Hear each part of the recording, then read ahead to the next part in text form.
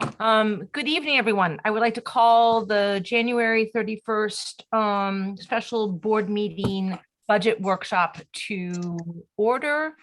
And I am just clearing off my screen. Once again, I would just like to say thank you very much for everyone for thinking about me and my family. Keep up the thoughts because I think it's a process, but we are going to kind of get through this. We are going to be working on the budget following the agenda, which is also following our meeting schedule. And Susan dutifully gave us a whole bunch of information with our budget, our board notes over the weekend. And I just kind of want to chunk them together a little bit. We are going to be discussing the class size stuff. When we are going to be having another meeting and we're going to have Ted and Peter join us so that we can have a larger conversation around class sizes, around what Susan and what Ted and what Peter are thinking about in terms of the secondary. That was a point that was asked for us to talk about. So I just want to let you know, don't lose this stuff, but understand that we are going to be really going in depth with that at a later time. We were given that wonderful sheet, about putting all the projects together with Sam, the CIP, and then also all the CIP. That was so helpful. We are going to be discussing that when we talk about the maintenance piece, which is going to be on February 7th, so next week. So hold on to that, but that has been created. The other one that we received is kind of just, we've been using this for the past couple of years, where we take a look at what does a 2-point a budget that has 0-point increase to a 1 to a 3. I don't know if some of you remember that maybe. And I asked Susan to do something similar to that. And so obviously we're not going to be talking about that tonight, but that's something that's going to be towards the end of our conversation as we have looked through, we've done the journey through the budget book so that we can make our decisions around some of that stuff. So hold on to that as well, but I wanted to put that into context. And then the school closure checklist is just something that we have done that was created and approved by both the town council and the Board of Ed, I believe. And Susan just put it in a nicer looking document. And so that is just something for us, since we are going to be closing 2 out of those 3 elementary schools. And where are we in the process? So wanted to kind of get you guys updated on that. I think that those are what we received on Wednesday. And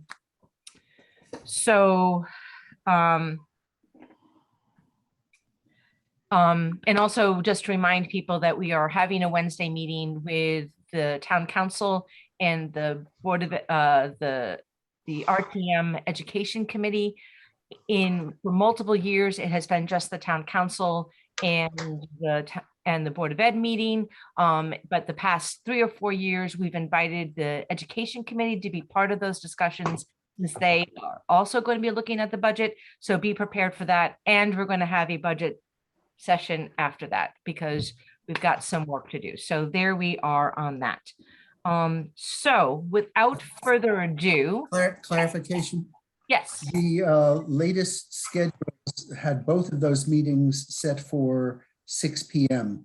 So I'm presuming that let me not presume a thing. The special meeting is at 6 p.m. for the town council and RTM, and that is different. Is that different from the canceled meeting at 5:30?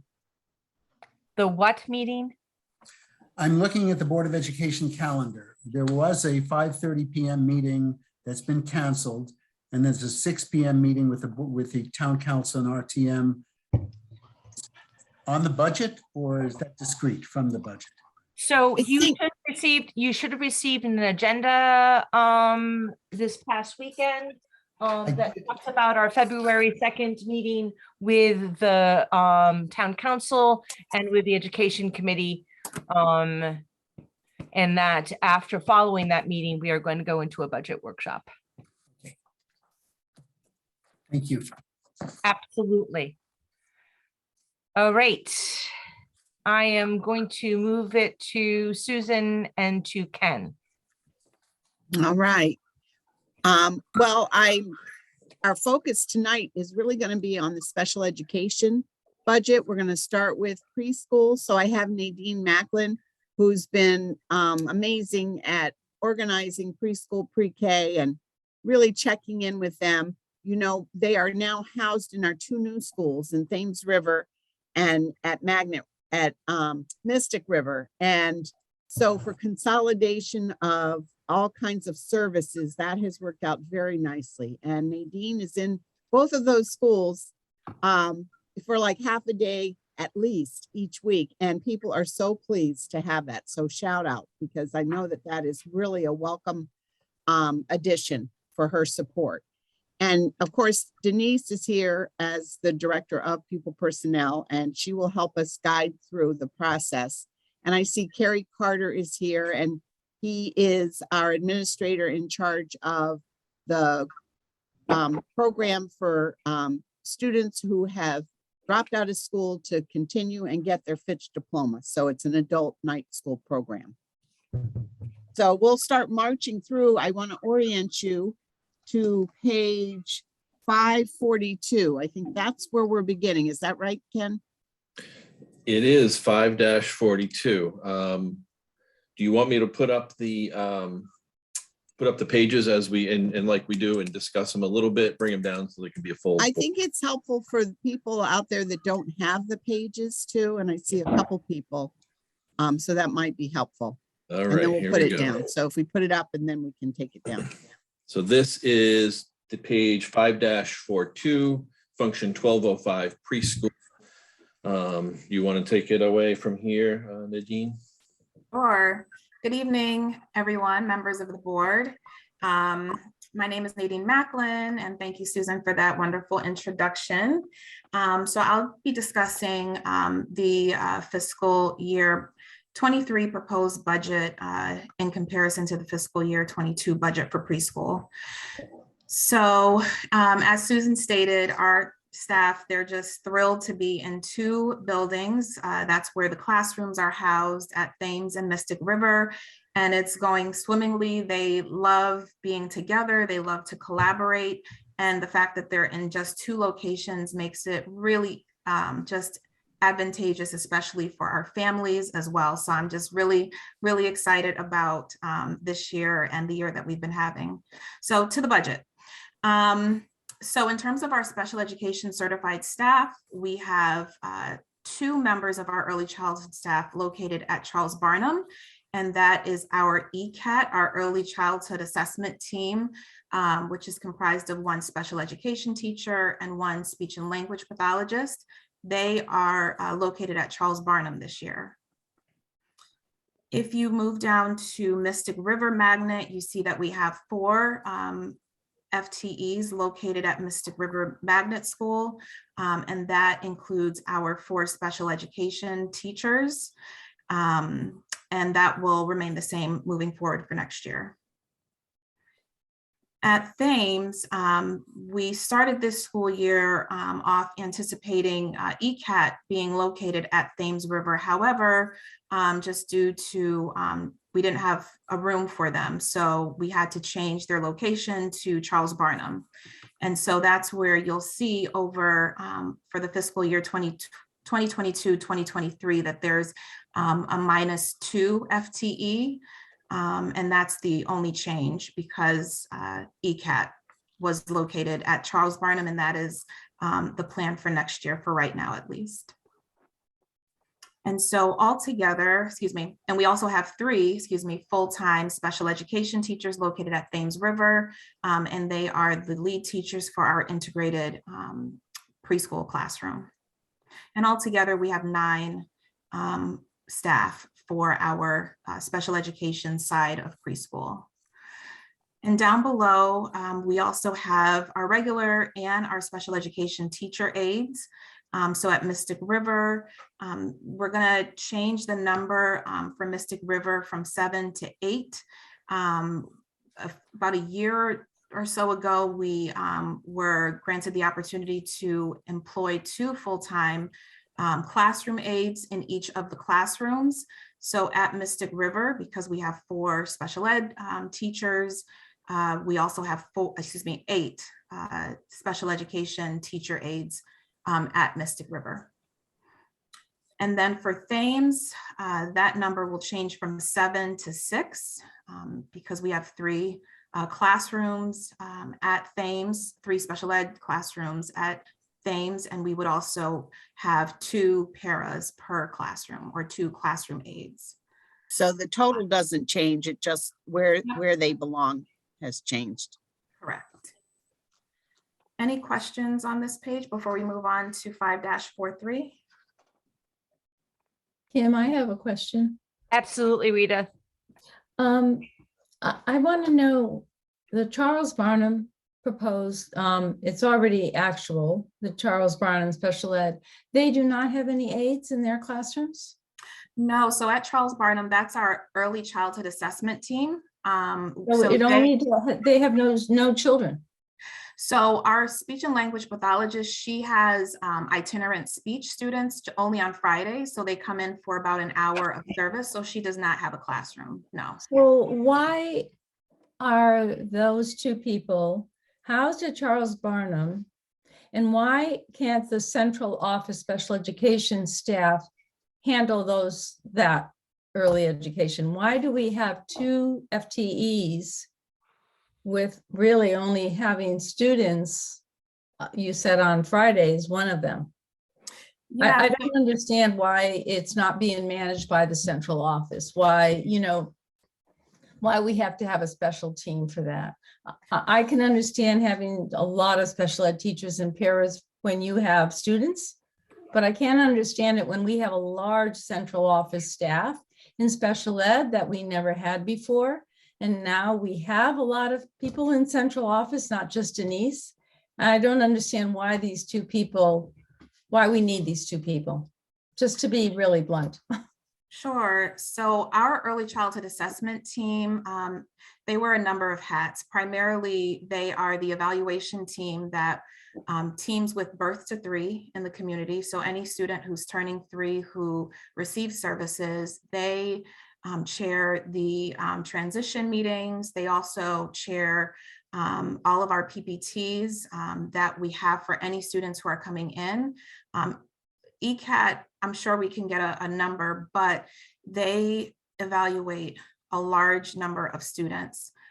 Students through child finds. So if there are parents in the community of 3- and 4-year-olds who have concerns about their child's overall development, they field those calls, they evaluate, they do a comprehensive evaluation for all of those students. They also team really well with our community preschools. So Riverfront, ECDC, TVCCA, just to name a few. If those community centers have students with concerns, they will speak to those team members and sometimes even go out and do observations, provide strategies.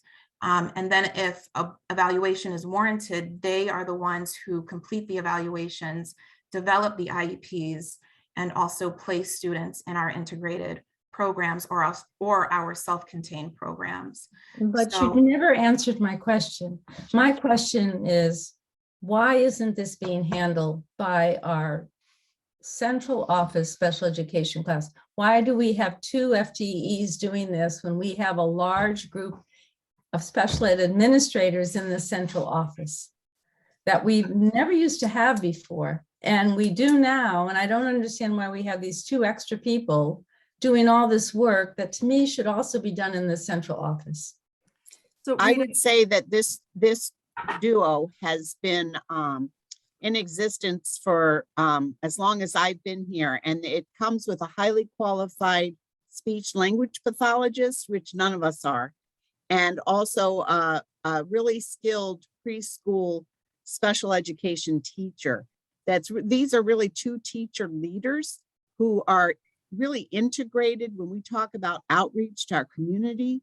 These 2 people are constantly outreaching and making sure that the students who are in Groton from birth to 3 are serviced and then come into our schools. So I would say it's been an amazing resource that I've seen. and they really do have specialized skills to be able to do this work. And they are very busy. I can get you the numbers. But when I'm you not think about saying the that- numbers of can I just finish? When you think about the number of preschool children that each of those schools has, and Ken, you probably have that number on the top of your head, but it's Yeah, a couple hundred students Yeah. in each school. So about 400. That's a school in and of itself. Just Yeah, with the preschool. numbers, Susan, we have capacity, Rita, for 208 preschool students. Now, a portion of those students are typical peers. But in terms of the other half that have special needs, there's at least 2 meetings, sometimes more, that's required, number one, to do that 90-day transition meeting that's required with birth to 3. Then to meet to plan the evaluations. And then third, to meet to review the evaluations. And ECAT conducts those meetings, they complete the evaluations, they write the IEP, they bring the parents over to the receiving school and introduce them. They are parents' first experience in the district. And they do an exceptional job. They also, as Nadine said, interface with all of our community preschools. They provide SRBI, they provide like a pre-referral support for students who are struggling in order to help them succeed. And and they do evaluate more students that don't qualify, but the majority of students, especially the ones we're seeing who haven't had any preschool experience during the pandemic, there are a large number that do need the services. Well, they're wonderful teachers, and I would really like it if they had a caseload also. I mean, this is a year-round program, and we do have a central office staff that could be doing this. I mean, maybe they need to come up to the central office and help out the staff that's there, and maybe reduce the staff that's up. There's something going on where the special ed is expanding. We do have a lot of special education students in Groton, but I just don't understand this budget. And there has to be some way. I mean, I would rather see more paras and helping these kids one-on-one and not 1 to 3 than what we have now. So I'm not sure they're getting all the services they need. And it's great to have these 2 people, but if they're so wonderful, they need to have students. I Well- know what you're saying they're doing, but that to me is something, a central office job, an administrator's job. Yeah, the nature of their job, Rita, is to have a rolling caseload, because we're required to provide what's called FAPE at age 3. So we have to have the IEP in place and available to the children when they turn 3. And ECAT coordinates the referrals, the assessment, and the PPT and the implementation at age 3. Good. They kind of have like a rolling caseload. I know that. I understand everything about the program. And I would really prefer, rather than calling it ECAT, if you called it Early Childhood Assessment Team. I think for the public, it makes it much clearer who these 2 people are. And I understand it's rolling. I understand. I know all about Learn's program, their birth to 3. I do understand all of this. I just am confused. I just wish these valuable people also had students. I was going to say we can put it in the narrative, Rita, but we have it there. So I think we just have to. Yeah, we put- have it there. Yes, Yeah, we do have it there, but nobody else is looking at this right now but us. Right. And right. I mean, if you could see the little print, if you're, watching it at home. So I'm gonna, Kat, Beverly, I'm gonna recognize you, but I know that Kat had her hand up as well. So I'm gonna recognize Kat, and then I'm gonna go to Beverly. Having this located when my son in the previous iteration was assessed by this group, there were a lot of toys around and a lot of manipulatives and a lot of stuff, and there were 2 people who did it at once. Is this just a matter of space up at the central office? Having them located elsewhere? I think the original plan was actually to have them in the new schools. That's why the numbers shifted over. But when we got into the new schools, there really wasn't room. So we're looking at a different space for them for next year, but we needed to be able to have them. And there were some portables at Charles Barnum, so they're there for this year, but we're going to look at a better situation for them next year. Thank you. Mhm. Bev? Thank you. First of all, I like to agree with Rita that I would like to see more paras in the classroom than and to help with the special ed population. Like Rita said, 1-to-1 is better than 1-to-3. So I just want to tag along with Rita on that. I was wondering, did the preschool population decrease at Thames Valley Magnet School? Is that why you're down the 2 FTEs also? No. So the original plan was to have ECAT located at Thames River for this year. But they are now located at Charles Barnum. So that's why you see that -2, because that accounts for the 2 staff of our early childhood assessment team that are now located at Charles Barnum, not Thames River. Okay. Each So the school really population of has, I'm sorry. Go ahead. I was going to say that each school really has 3. Mystic River has 3 preschools, and so does Thames River. But at Mystic River, we have the ABA program that is a very specialized autism program. And we do have a preschool that feeds into that autism program. So we have another small group of students additionally at Mystic River. But other than that, we have 3 of the preschools that are half-day preschools with typical peers at each of the schools.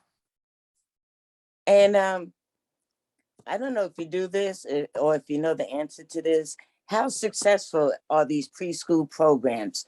Do you watch the kids as they go through our school system? So not that I'm biased, but I would say that our programs are very successful. Our teachers, they run a very structured schedule, a very structured time that our students are with them for the half day.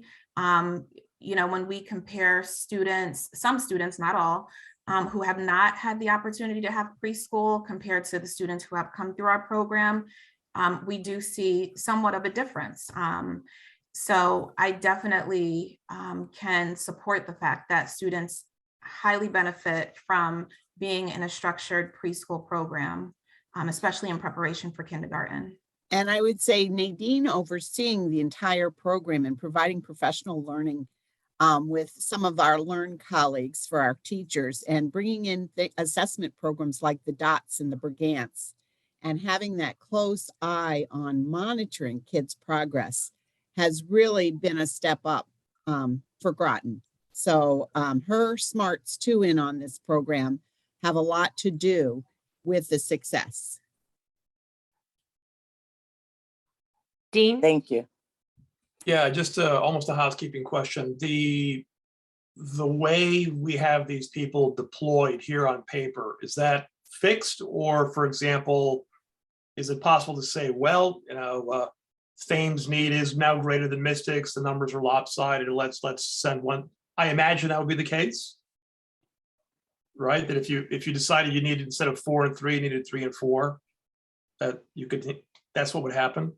Or are people permanently stationed in schools? I think that they're placed in the school that's closest or the programs that meet the kids' needs best. So for instance, if a child is identified with a specific disability, they may go into Mystic River for a particular program, but they're constantly looking at those numbers to really kind of keep them in sync and balanced. Before they were in 4 or 5 schools, so it was a little more challenging to do. Now they're in 2 schools, and I think it's much better to have the resources together. Yeah, I'm just saying, so Mystic River is proposed 4, Thames proposed 3. Suppose in our experience during 22-23, it turns out that it's the other way around. I presume that the extra person would be able to go to the other school that has a greater need than we thought, for example. If in fact, I think the we're children projecting. who are in that extra program will go to Mystic River because that's where all the resources for that particular program are. Oh, I see. So in other words, the faculty's fixed and we move the kids to the faculty, not the other way around. Well, and it's also a specialized space. So it's really meeting their needs, whatever their specific needs are. All right. That seems odd to me, but then what do I know? And it's a little hard to project. Typically at the beginning of the school year, our numbers are lower and they, will go ahead and increase, month to month as students come in. So it's a little hard to project at the very beginning of the school year. Okay, we're gonna, shift the classroom to another building. And just echoing what Susan said, there's a lot of factors that go into place, space, whose classroom are we going to put that program in, and who's going to move from there to another building. There's a lot of factors that would go into a decision like that. Yeah, Dean, think of them as district-wide programs, and the children become admitted once they turn 3. So they turn 3 throughout the year, and we monitor the enrollment in each class so that they're balanced throughout the year. Many of the Okay. children will go back to their home school for kindergarten. So the children from Barnum, Northeast, and CK will go back to their home school. We try to place the Mystic homeschool kids and the Thames homeschool kids in those buildings so they can stay for kindergarten. Okay. I for some reason, I presume that Mystic and Thames had equivalent spaces for this service. And so what we're looking at is a projection that Mystic River will need 4, Thames will need 3. And that's why I was wondering, maybe it'll turn out as the year rolls on, it should be the other way around, for example. So we don't move the teachers, we move the kids. Well, Mystic has 4 because they have an extended day preschool program for students with I more see. significant needs on the autism spectrum. I see. And then they graduate, or they kind of transition into those specialized autism classrooms at Mystic. All right, so it's not the case that one school is going to wind up with, oh, looks like somebody's going to be, swatting flies, and in the other school, the same faculty, same team of people are going to be underwater, water on paper hanger, so to speak. No, and No, we they're, balance it. If And they're you needed running- somebody, you would move them. or yeah, you and move something. they're Okay. running screenings throughout the year to give slots to our typical peers. And that's one of the things that we are very proud of, that we don't charge tuition for our typical peers. So they come to the program free of charge. And we even, I believe we provide transportation. Oh, no, Yes. that's for the Yeah, pre-K. we are this year. Yes. Oh, this year, right. So before I recognize Rita and Beverly, I just want to make sure to see if there's anyone else who, so Andrea. I don't want to beat trigger here, but I did want to go back to Rita's original question and ask it in a different way. And I think it's important because I think anybody else who's listening may want to hear the answer. And I understand all of the wonderful things that the people in the buildings do. But I think Rita's question really was, what is keeping the personnel at the central office? What are they doing that is precluding their offering the services to the kids? I think that's really what Rita was asking. Yes. Okay. Right. So we can talk about that now. We do have a page dedicated to central office. So if you'd like me to answer it now, I can, or we can wait until we get to the budget for central office. That's fine. Okay. To wait, Andrea, or would you Yes, like? absolutely, yes. Okay, okay. Thank you. I'll make a note. I'm going to recognize Jay. And then Rita and Beverly.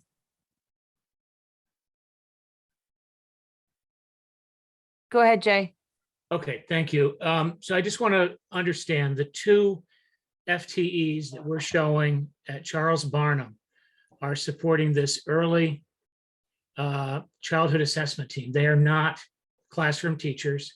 They could not run a classroom and administer this program, which is a state mandated program. Am I correct? And they typically do instead of classroom teaching, their speech and language. Mhm. Um, Yes. And I don't know if is there a psychologist? No, There- the second FTE is a special education teacher. Okay, all right. So they're required to do all these things by the state. For anyone who lives in the town from, what is it, 2.5 Yes. and older? Okay, so I just want anyone who might be watching at home to understand, it's not as though these folks, these two FTEs could somehow teach a classroom full of students and carry out the state mandate at the same time. Correct. That's right. But the state mandate also includes things such as OT, PT, psychology. So there must be other support personnel within the district that are supporting this program over and above these two. Because Yes. there's a whole basket of services that are required under this early childhood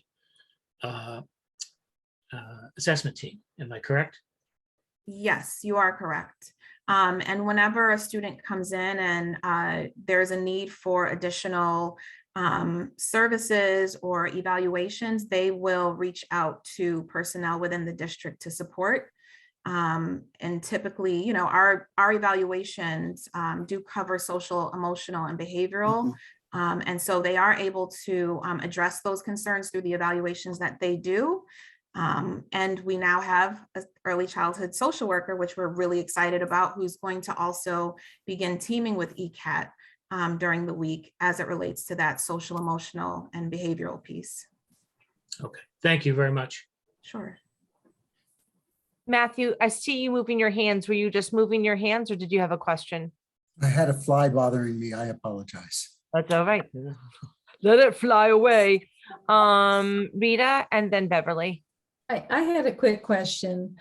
When I toured Mystic River Magnet School, the preschool special needs class was on the second floor. Are they still going to be located there, or are you going to be able to move them downstairs? Especially because these children, some of them cannot walk at all. And, you know, to take the elevator up and down, and I worry about if there was a fire. So have you relocated that classroom, and will you relocate that So classroom? that is a great question, Rita, but I would like us to stay as much focused on the budget as possible. But let's tag that as a future agenda item because I think that's worthy of having the board hear about and know about. But let's keep it, let's see if we could kind of keep our conversation to that. That's So fine. Ms. Joan, if you could just write that down as an agenda item for us in the future to bring back Nadine, that would be great. Beverly?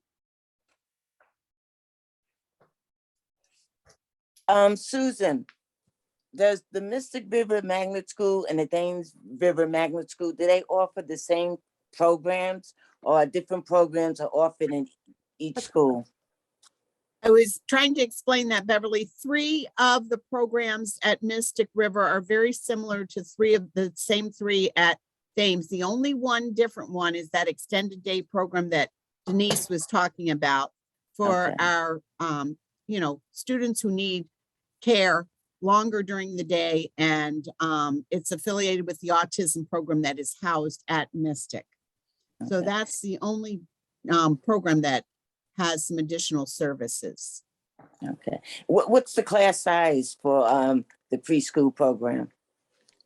Well, it typically starts out with, we usually have our 8 typical peers, and we could have 5 to 6 special ed children in the beginning of the year, but by the end of the year, we'll have 8 or 9. So the total amount is usually about 18 18, okay, by the thank end you. of the year. Yeah, 18 a.m. and 18 p.m. So it's 36 per class, full day. We do have a couple classes that are capped at 28. Actually, we have one class capped at 28 because we have some students that go in there to spend time with non-disabled peers. Okay, thank you.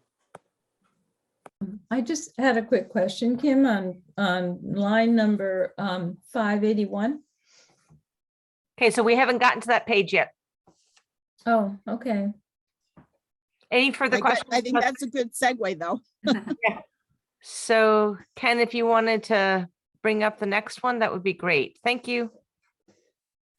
Okay, so line item 102 accounts for our special education certified staff's salary. And the increase is attributed to their salary increase. It's not an additional staff member. Line 111, our regular and special education teacher aides. That is for our paras who are category 1 with insurance, with the insurance benefit package. So you'll see that there's an increase there of a little over $4,000. Moving on to the subs, that there was no increase or decrease with that line item. And there was just a slight increase for special education sub teachers. So that just accounts for, whenever our teachers are absent, the subs who cover them, it comes from that line item. So going on to line item 201 for group insurance, I just want to bring your attention to that. I believe that's something that's going to be fixed in the finalized budget. So if you just want to put a marker there, that 11,452 decrease, I believe that's something that can, correct me if I'm wrong, is going to be corrected afterwards. You're correct, Nadine. All the group insurance lines are going to be adjusted in the final product. So thank you for that. All right, thanks.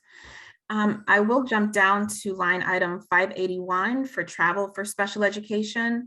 That is for our early childhood assessment team. Again, they do travel into the community to team with various preschool agencies and programs. If they have a student who is a Groton resident for whom they have concerns about.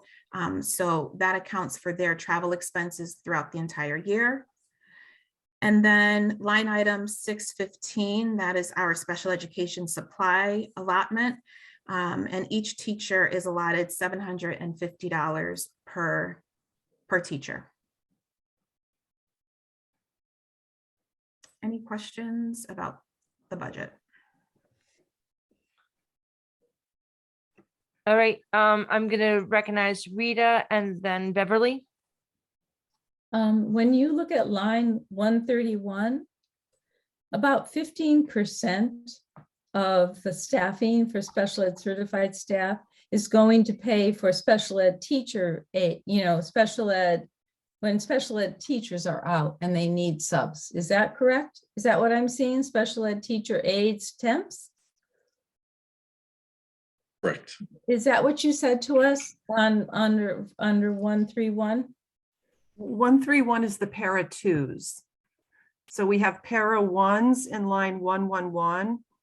I and thought para we were going to do twos away in with line that. 131. But I thought we were going to do away with the para ones and para twos in the new formula for funding that we were, since we were raising all their salaries. Are we still going to have para ones and para twos? Wasn't it Yes, changed? Yes, we still do in the contract. I know We're not still doing- hiring, but we We're have. not people- replacing them. So No, as we're they not replacing retire, them. right, as they retire, we replace them with para twos. Right. But do they have a different name now that we're paying them in a different way for ones that have more duties? That have the children that they have to diaper. And I mean, I thought we were increasing their pay. We are. There is a general wage increase for all of the paras. And more so for the ones that have more duties. No, it's based on their steps. It's a step increase. It's still going to be the step increase? That was what we talked about in the last para Right, negotiation. I remember that, but I just thought with the new budget that we were doing, increasing everything, I thought there was going to be a change. No, So at Learn, there is a big change now at Learn in terms of those aides that are, maybe I probably got it confused, that are doing a lot more. okay. We do have a proposal for that, Rita, but the para union asked for it to be tabled. Oh, okay. And we're going to revisit it. We've been having some communications with the paras about our proposal. All right. Okay. Thank you. Beverly. Thank you. That's- Denise, can you tell, or Susan, can you tell me the difference between a para 1 and a para 2? The para ones were full-time and they've been here for quite a long time. I think when Mike and I got here, we really started the trend to hire the para twos. But Denise, you can speak to that probably even better than I can. Yeah, I believe it's kind of a legacy category in terms of paras that were hired many years ago, who have a contract, who have the option of receiving health benefits. They have a different wage and different benefits in terms of paid holidays. And then the remainder of paras years ago were considered temporary paras.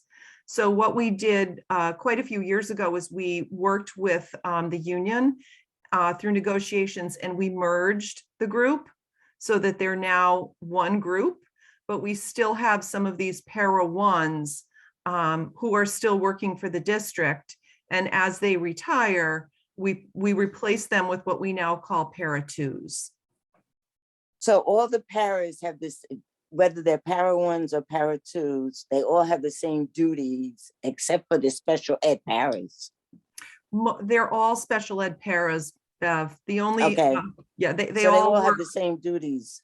yes. So Beverly, Lori Lapine just put the answer in the chat box. And then let me just read it so that everyone can see it. Is para 1s and para 2s do the same duties, but because para 2s joined the union much later, they have a different pay and benefits. But I believe that that's being rectified by not adding anyone. Once you retire from para 1, we're not filling people into para 1. But That's correct. that's a really good question, Beverly. Thank you. Are there any other questions about this?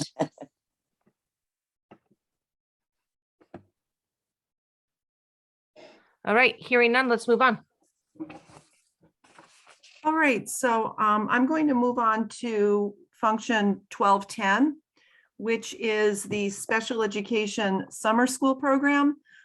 This is a mandated program for students who require extended time when school's not in session to master their goals and objectives, and really so that they don't regress or lose the skills that they maintained or earned during the school year. This program is supplemented through the IDEA grant. The board does contribute a small amount, $20,000 to the program. We service approximately 110 students in the program. And it runs either 4 weeks or 6 weeks from 8:30 in the morning until 11:30 in the morning. We have a full complement of a director, teachers, paras, and related services staff. Last year, you'll see, Ken just scrolled to the budget page. You'll see under FY21, under line 101 classroom teachers, there's a 0 there. The reason being that the state had a grant or a stipend last year that we applied for and received. It was in the amount of $20,000, and we applied that to the summer program. But for this summer, we expect to use the funds in this budget to offset the cost for our extended school year program. Matt? I think Denise's color that she gave to this was extraordinarily helpful. And again, I do see the expanded budget narrative, but I think that something like Denise said, just using this line item as an example, that little extra narrative about specifically what's done and how many students are served, with at least 49 people going to review our budget between the RTM and the town council, the more color we can give in the narrative, the more they'll be likely to understand without having to ask as many questions. Sure, we can definitely add that, our enrollment, which is about 110 students. That's fine. I think that's great, and I hope we follow that pattern in all we do. The more information we can give by expanding the narrative box, the more citizens and the ones who are going to question us will be informed and make good decisions for us. Thank you, Matthew. Beverly, I will recognize you. I just want to make sure that there's no one else that wants to be recognized. All right, seeing none, Bev, please go ahead. Denise, is the summer school program in the beginning of the summer or at the end of the summer? It's from July 5th until August 11th. We Okay. usually start after the 4th of July holiday so that we have a little bit more of a consistent week. And again, how successful do you think this program is? Do you think it might be more successful if you had it at the end of the summer with the kids going into the school year? Or do they lose anything in between? What are your findings on how successful the program is? Well, we try not to have, for some of our more disabled students, we try not to have more than 2.5 weeks in between where there's no services. So having, 2 weeks at the end of the school year and then 2 weeks at the end of our summer program seems to work very well for our students with more significant needs. And then I will say that we have a wonderful partnership with Groton Park and Rec. So many of our students go to Camp Button, which is located at the same site where we have our program. And they go to Camp Button in the afternoon, and then they go all day on Fridays. So it really gives the students the best of both worlds in terms of maintaining their skills in the morning and then having that socialization and recreation in the afternoon. Thank you, Denise. Any other question? Rita? Rita, you are muted.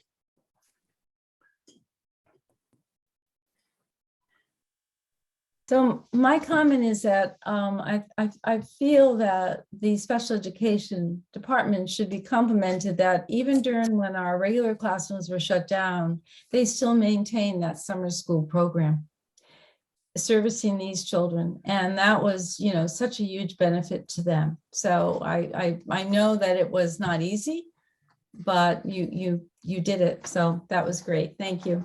Thank you. Thank you, Rita. They also were the ones who had full-time in person Right. coming back to school too. So they were really, All tried their very last year. best to service these kids as much as we could during COVID. Yeah. There are no other questions. Let's move on. Okay, I believe Phil's going to take the next 2 pages for English learners.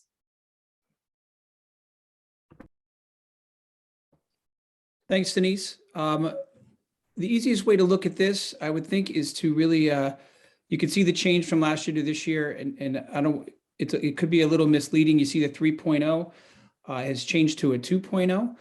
We do have three ELL FTEs. However, there is one funded by the Alliance District grant. So we are maintaining our staff, although one will be paid for through Alliance District funding, rather. So we have one based at the high school at Fitch, one at Groton Middle School, and then the third, which you see kind of split 0.3, 0.3, 0.3, is one teacher who works at both at CK, Mystic River, and Thames River. So that sort of explains the changes at the top. That's reflected in the on the page below. You see the decrease in the salary that's being taken over by the Alliance District funding, and everything else sort of you see the short dip in the insurance, small increases in the workman's comp, Social Security, and the Medicare decrease as well. And Ken, correct me, I'm assuming all that is related to the salary being taken over by the Alliance District funding? Yeah, for the most part, you're correct. Yep. Yeah. There does seem to be an increase in the tutors. I know that we're constantly kind of moving that those resources around in the way that Dean was suggesting, based on our enrollment of EL students in the different schools. Andrea?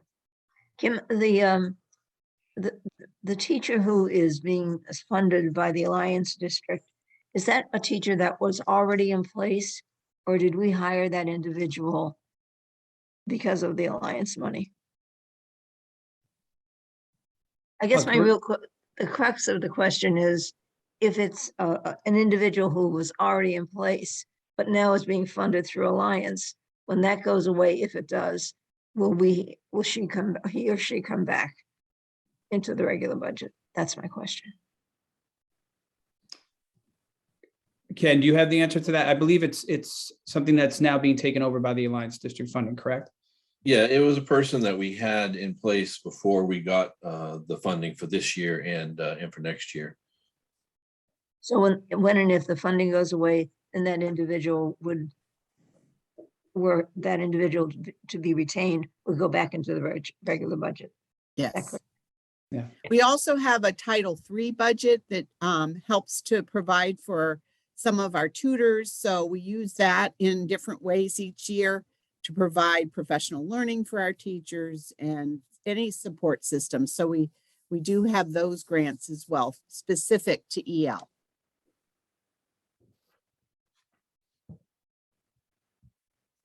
Kim, do we receive any special funding from the federal government for the English language learners? That's Title III, yes. That's the Title III. Okay. Right. And we might even be getting additional bilingual because now we have more than 25, I think, at the high school and potentially at the middle school for next year. So we're watching our numbers very carefully. And there's an additional grant that supports bilingual education. Beverly? Susan, I was just wondering, I heard you say you're funding one of the positions with the Alliance District money, but you all were already paying for that teacher prior to getting the Alliance District money. Is that a good way to spend the Alliance District money, do you think? Because now we're gonna have to. We originally, Beverly, we only had 2 EL teachers, and that was just, we have too many students for just 2 people. So when we were able to add a 3rd person on specifically to the middle school, we did it through some of the ESSER funds, and we just felt Alliance was a better place to put it at this point. If I take it on in an operation budget in the future, we'll have to do that because our numbers show that we need that many certified teachers. And in our case, we're fortunate because they all have credentials in TESOL and bilingual, or they're in the process of getting that. So we're very fortunate. So this position was never funded in your operational budget? I don't believe it was. It's a pretty new program. It's only a couple years old. I'd have to look back with Ken, but I believe it was funded through some of the CARES Act ESSER funds. Okay, thank you. But we'll look at that and find out. Any other questions? Oh, once again, Lori, thank you. It was a tutor previously, and the funding allowed us to upgrade to a teaching position. I remember that That's right. conversation. That's right. Thank you, Lori. I'm glad you're there. I'm so glad that someone holds history. If there's no other questions, let's move on. I think Matt has one. Oh, Matt, I'm sorry. Thank you. Thank you, Bill. Maybe you plowed this ground already, but I looked into district-wide tutors. We're down 15%. And it's not clear to me why that's the case. I'm sorry. And with regard funding that we're having from other sources, the question is when these sources run out in FY25, unless the need goes away, would it be useful to signal to the RTM and council that at some point, if the need doesn't go away, we're going to need to put it on our budget?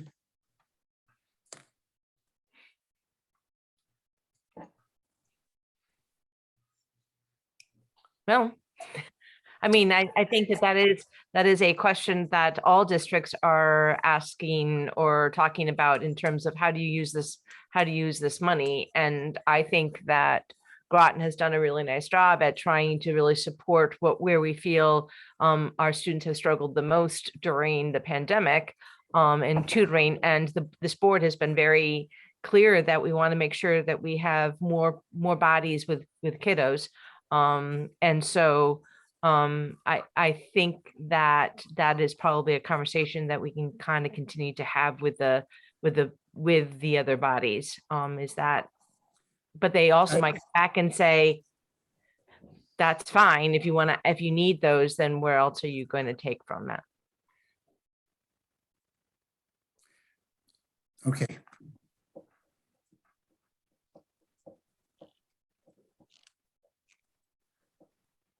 I don't think they're going to commit to anything either way. That's right. The idea was not to get them to commit to anything. It was just, I like the idea of inoculating people to what's coming down the pike so that when and if we need, there's no question in what you said, the necessity of what we're doing. Perfect. But if the needs don't go away and the funding does go away and we're not lucky enough to find additional grants, we're still going to need to make the need, and letting them in advance. It's your judgment, it's the group's judgment, but perhaps it's worth just giving them a heads up at some point. I think that should always be part of our conversation, is that this is what we're doing. The problem though, Matt, is that the town council could change every 2 years. And so we could actually be working with a different town council, and same with the RTM. So, but I think it's important that we continue with that message. And I don't think that message hasn't happened. But I think that's, I think your point is valid on that. Thank you. Matt. Perhaps, Kim, we could not only list where the funds are coming from, but how long we have those for. Would that help clarify also? Like if the Alliance funding is for the next 2 years, we can kind of note that in the narrative as well. So we're not just telling where it's coming from, but for how long we have that funding for. And Alliance is a little tricky because we've gotten Yeah. different amounts, different years. One year we didn't get anything. Right. And so I think it's whatever they feel like they have left over for Groton. I mean, there's no real rhyme or reason. There's a formula, I heard. But Phil, I think that we do that when we talk about our competitive grants that we've gotten, is that we kind of talk about, where we are in terms of the phase of that grant. And how do we plan to sustain things that we have? Yeah. Sure. Bev? Thank you. When I was on the RTM, that was always one of the questions that the RTM members asked when you were funding positions at a grant money. Was this going to be sustainable or not? So I remember them always asking that, okay, you're paying for this at a grant money. Who's going to pay for it when that grant money runs out?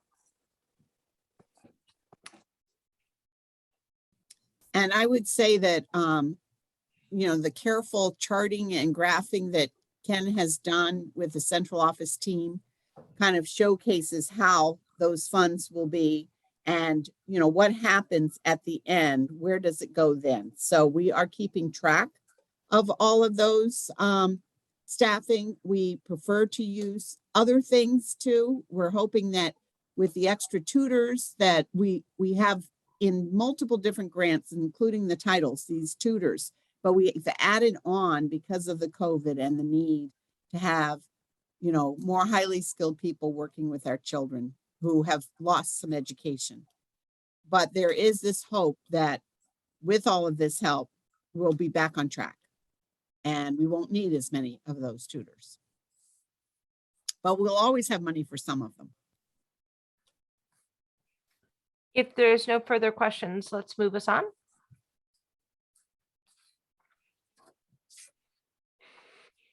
Okay, so the next page is where we have all of our special education teachers and paraeducators. So our special education teachers teach either in a self-contained classroom for students who need a small, highly structured learning environment, or they teach a resource room, which is where they support students who spend a good portion of their day in the general education classroom. Their primary role is to modify the grade level standards. so that the students are instructed at their instructional level, but they still have a connection to that grade level curriculum. They modify, they adjust, they accommodate the environment. They also conduct individualized assessments, which we'll look at when we get to the budget. As of October 1st, we had 769 students identified as requiring special education in grades K through 12. So when you look at the breakdown of where our teachers are assigned, you can see that at the elementary level, we have 24. There is an adjustment that will be made to Mystic River and Thames. Mystic River has 6.5 and Thames River has 6.5. There's one teacher that is split between Mystic and Thames.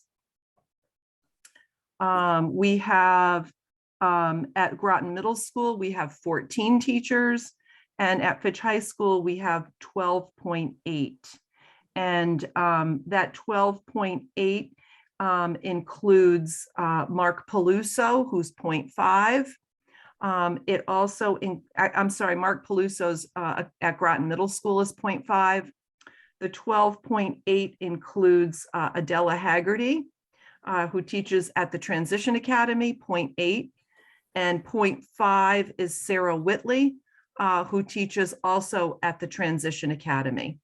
The other part of Sarah's day is in remedial instruction. She teaches our expelled students and students who need a separate learning program online at central office. So we have, again, a total of 50.8 special education teachers this year, and we're not recommending a change next year. We do have a few positions that have been added due to grants.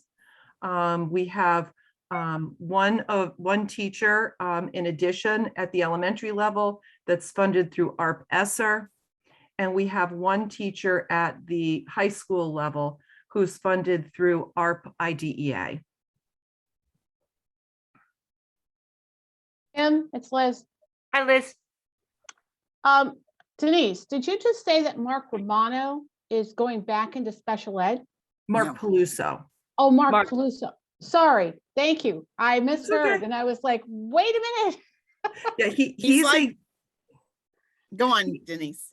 okay, he's a grade 6 through 12 PPT facilitator, 0.5. So you'll see him when we get to our admin page, but he's also 0.5 teacher. So that's Peluso, not Romano. Right. Sorry, I heard the O's, you know, and I went, what? Sorry. Yeah, no, that's okay. No, Mark Romano is the athletic director. Right, that's what We're happy to have him back. Yeah.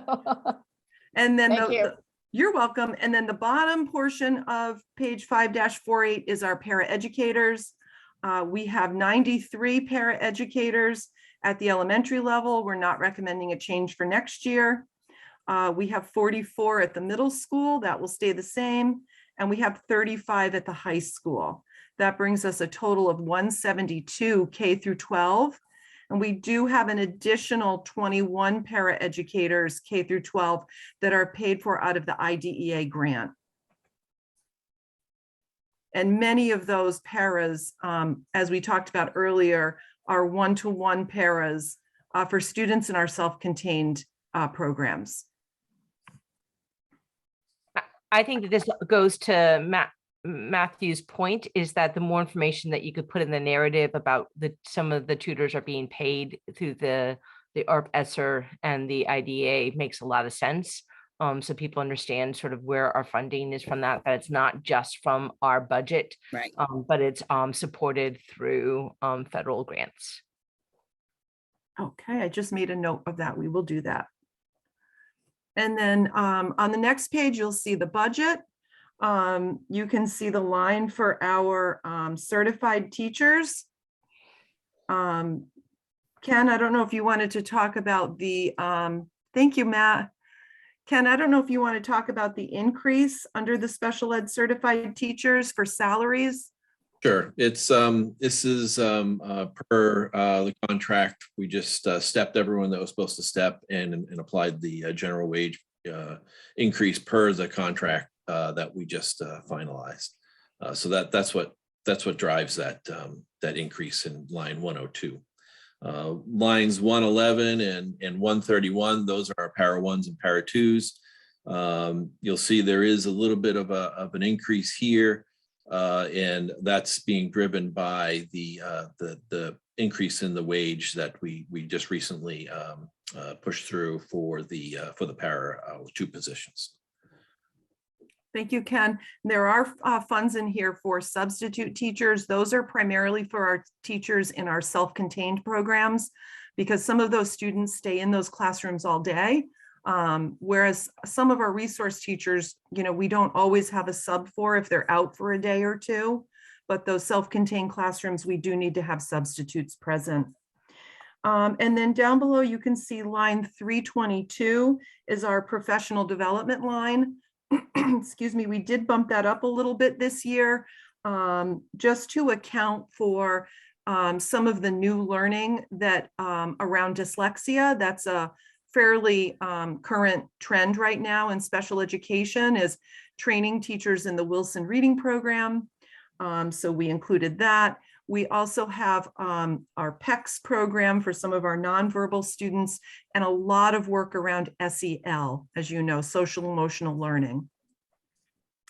Line 561 is our vocational skills tuition. Again, this is for students who require services beyond the 4 years of high school, primarily in pre-employment and independent living. As you're aware, the state recently increased the maximum age of eligibility to 22. So the students stay until their 22nd birthday, which has increased some of the students participating in these programs, although we do have a reduction in that account because we are very cautious. Sometimes we have the students attend these programs for maybe 3 days a week so that they're working on applications and resume writing and applying for competitive employment the other days of the week. We also have travel.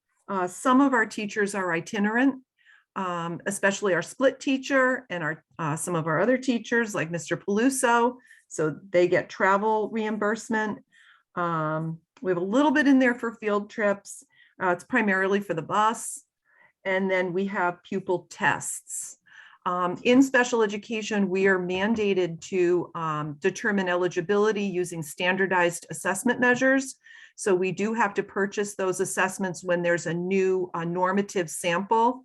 And we also have to purchase the protocols, the teacher record books, the student workbooks, and make sure that, we're not allowed to copy. So we have to make sure everybody has what they need.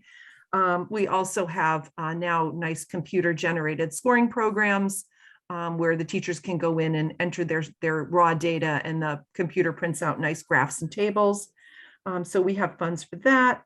And then lastly, we have funds for their instructional supplies. So each teacher gets a certain amount of money each year so that they can purchase specialized supplies to meet their students' needs.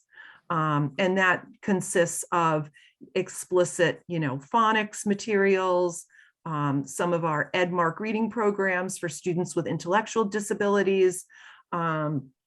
We have special materials that are needed for some of our students with more significant disabilities, but we also purchase benchmark book assessments, a lot of materials to supplement the teachers' caseloads, primarily to meet the needs of students if they're working on a lower grade level. Any questions about that budget? Dean, Oh, no, I didn't have questions, sorry. do you have the same fly that's in Matthew's? We share together. It's a No, team. it's just an itch. Okay. Sometimes I have an itch I can't scratch. Okay. I have a question. Beverly, yes.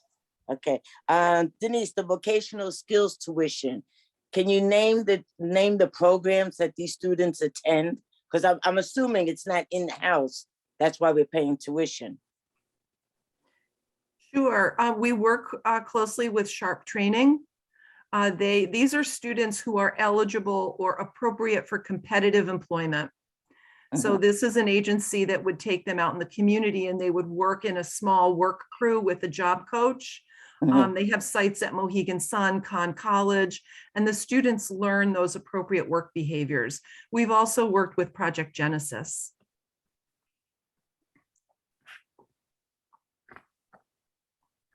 Any other questions?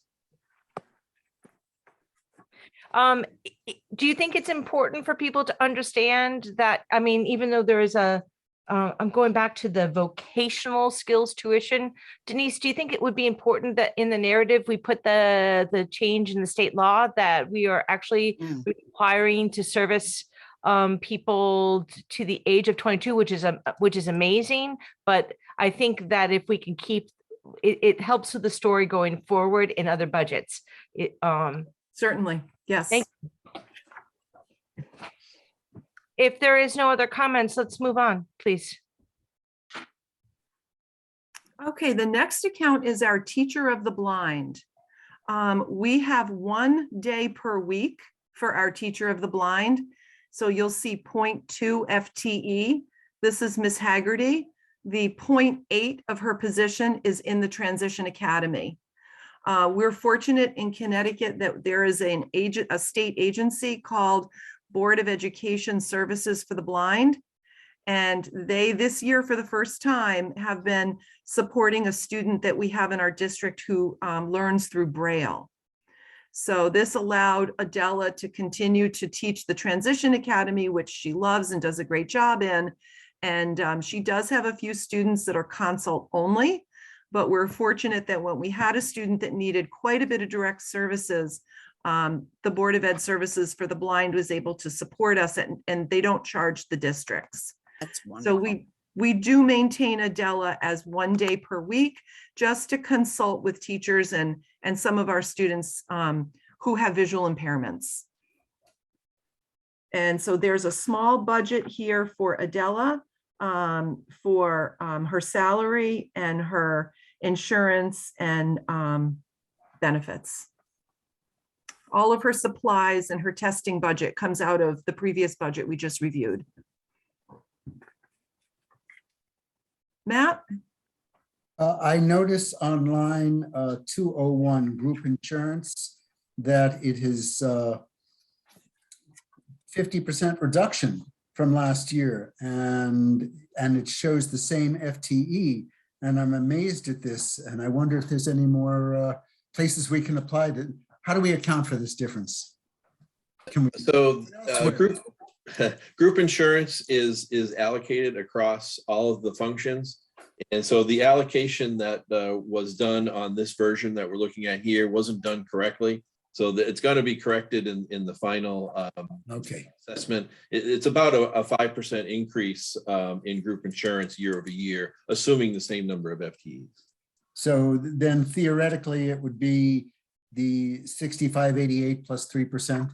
Yeah, but overall, we do have, it is reflected in here. The 5% increase is just individually, the allocation process didn't work according to plan. Okay, thanks a lot. It has been fixed. Anything else? All right, let's move on. Okay, the next page is our Treehouse program.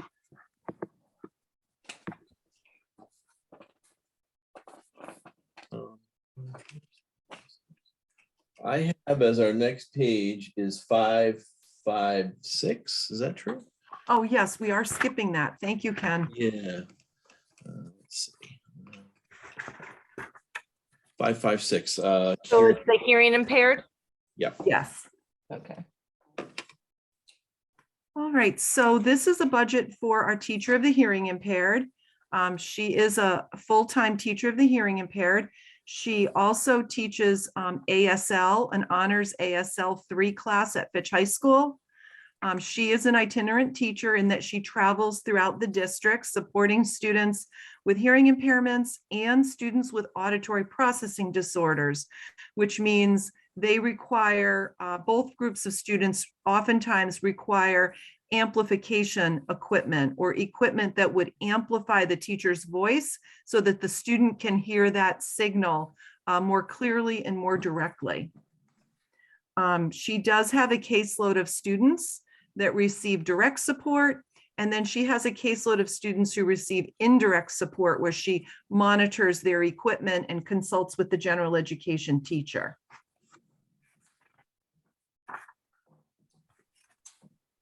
You can see her salary and her benefits below. We do have on line 430, repair of equipment in the budget. It's a small amount, $1,200. This is fairly expensive equipment because all of the amplification equipment now is Bluetooth technology, which is excellent because it's a very clear, crisp sound that the students receive either to their hearing aid or directly in their vicinity. However, it is very costly. So we have money built into the budget to repair the equipment. Purchasing new equipment is generally taken out of the IDEA grant. And when we expend these funds for repairs, we use the IDEA grant to supplement.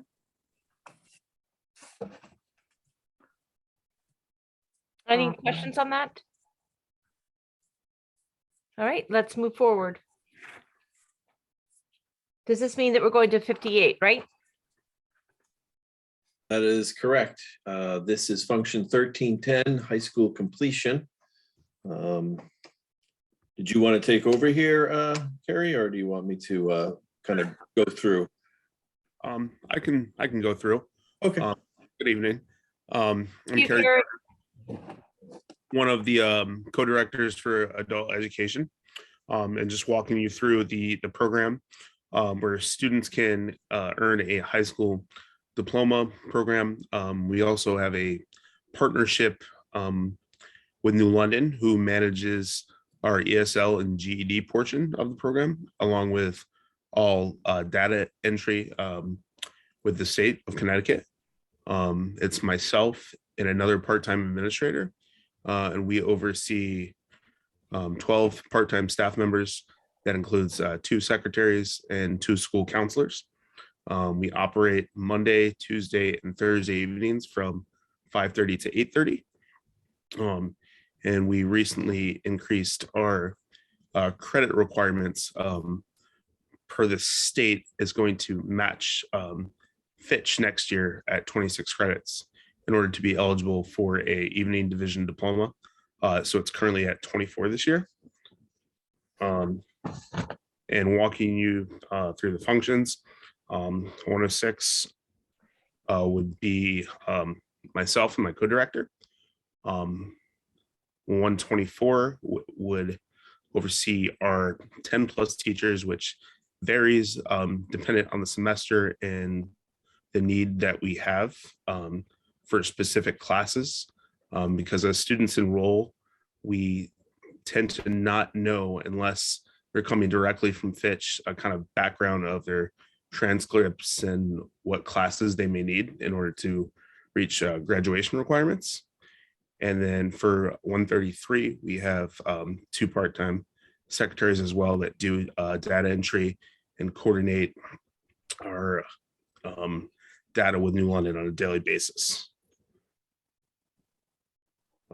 Going down, I don't want to skip over anything, would be to our instructional improvement services. Last year, as you know, during the pandemic, the state gave us the option really to have classes hybrid. And so we were able to have some students hybrid and a lot of teachers teaching online. And with that, we were able to graduate 10 students this past school year. Our current enrollment, actually tonight was supposed to be the first night of our second semester. So right now we're looking at, I believe, 15 students and whoever else we have that enrolls from the Groton area. Are there any questions? Hi, Carrie. It's good to see you. I do have a question. can we go back up to the narrative? You said that currently students must complete 24, but here in the narrative, it says 22.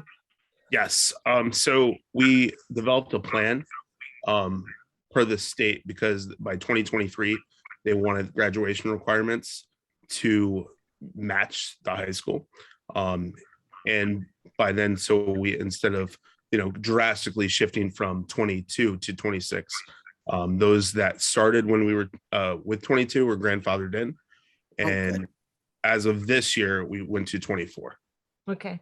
So, So if students are still not complete to the 26, it would still be grandfathered in to the 22. Okay. That might be a good notation to add, I think. That The goal is to get them up to the 26, but we're kind of grandfathering them in. I like that.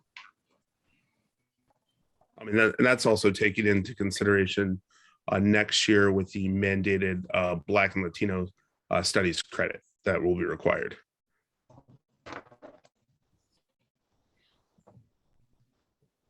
Kat and then Beverly. Oh, actually, Beverly, before you go, it's going to be Kat, Matthew, and then Beverly. Thank you. Can you tell me how many positions are grant funded? And what that grant is? How many positions are grant funded? The actual program itself, we receive a support percentage grant every year from the state, and that actually goes directly back to the town. And grant is based on the population, median home value, and income. And currently, I believe our percentage this past year was 42.17.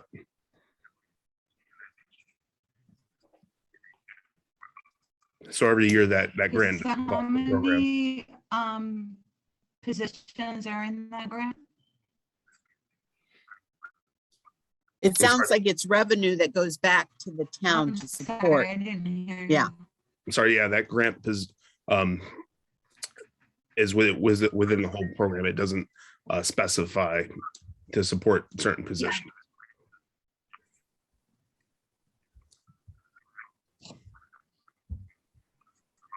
Matt? My question was answered. Thank you. And did I miss you telling me how many positions are grant funded? Sorry, the grant supports the whole program, not certain How positions. many positions were grant funded? So there's It's a lag. percentage that goes back. So it's Right. like about 50, close to 50% that goes back to the town to support the program. I'm sorry, I'm looking at the page and it says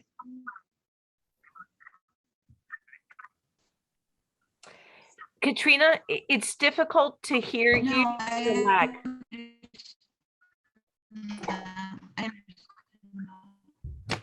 It says excludes grant funded positions. What does that mean? That's something that we put on all the pages, so it's not specific to this It may be easier function. now. Staffing summary. At the end of that, it says excludes grant funded positions. I'm wondering what. Yeah, that says that on all the functions. So when we Thank you. okay.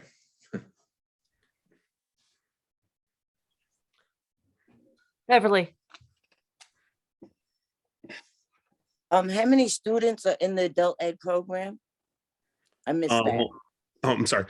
So currently, as of our registration, we had 10 with, I believe, some more coming from the high school. We also just had 8 students graduate in this past semester, January. So we did have 17 enrolled just in the diploma program. We also have 11 ESL students and 4 GED as well.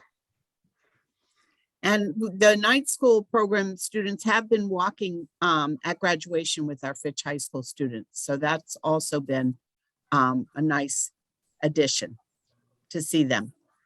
All right, good. How many ESL students again? Right now we have 11, and that's New London oversees that program, and they typically have 3 different tiers of ESL courses. Okay. Now, you said 50% of the program is funded by grants. Can you give me a dollar sign for that? Ken might be able to speak to that.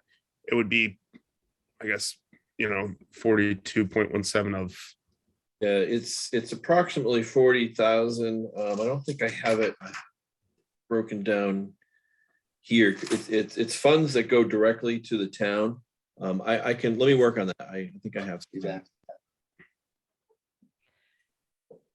Do we see that goes into the narrative that this program is funded and the funds go back to the town? And is it on the revenue chart somewhere, Ken? Probably. So showing. there is it's under other state funds on the revenue chart. Mhm. I think I need to I want to try and look, see what I can see on the underlying underlying schedule here. So give me one second. Matt, I got you. I'm just, I didn't want to throw too many things at Ken. He's pretty amazing, but probably holding that many plates in the air is probably not. And Beverly, do you have more questions as well? Nope. Okay.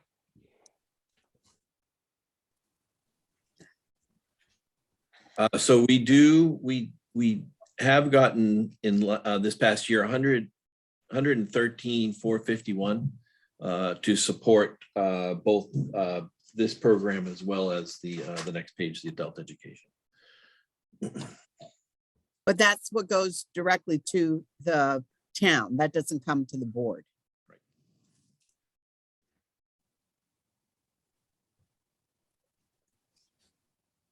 Matthew, you're muted. Thank you, Kim. Mr. Carter, as a new member, I'm not as familiar with your program in Groton as some of the other longer members, but I am amazed and impressed at the breadth of what you're doing. And I hope that you can add to the budget narrative the 3 different sub-programs that you're doing, the number of enrollees, the number of successes. I think you're doing a great job, and let's share that with the public. Oh, absolutely. Thank you very much. Any other questions? Or comments, Matthew? That was really cool. All right, let's move on.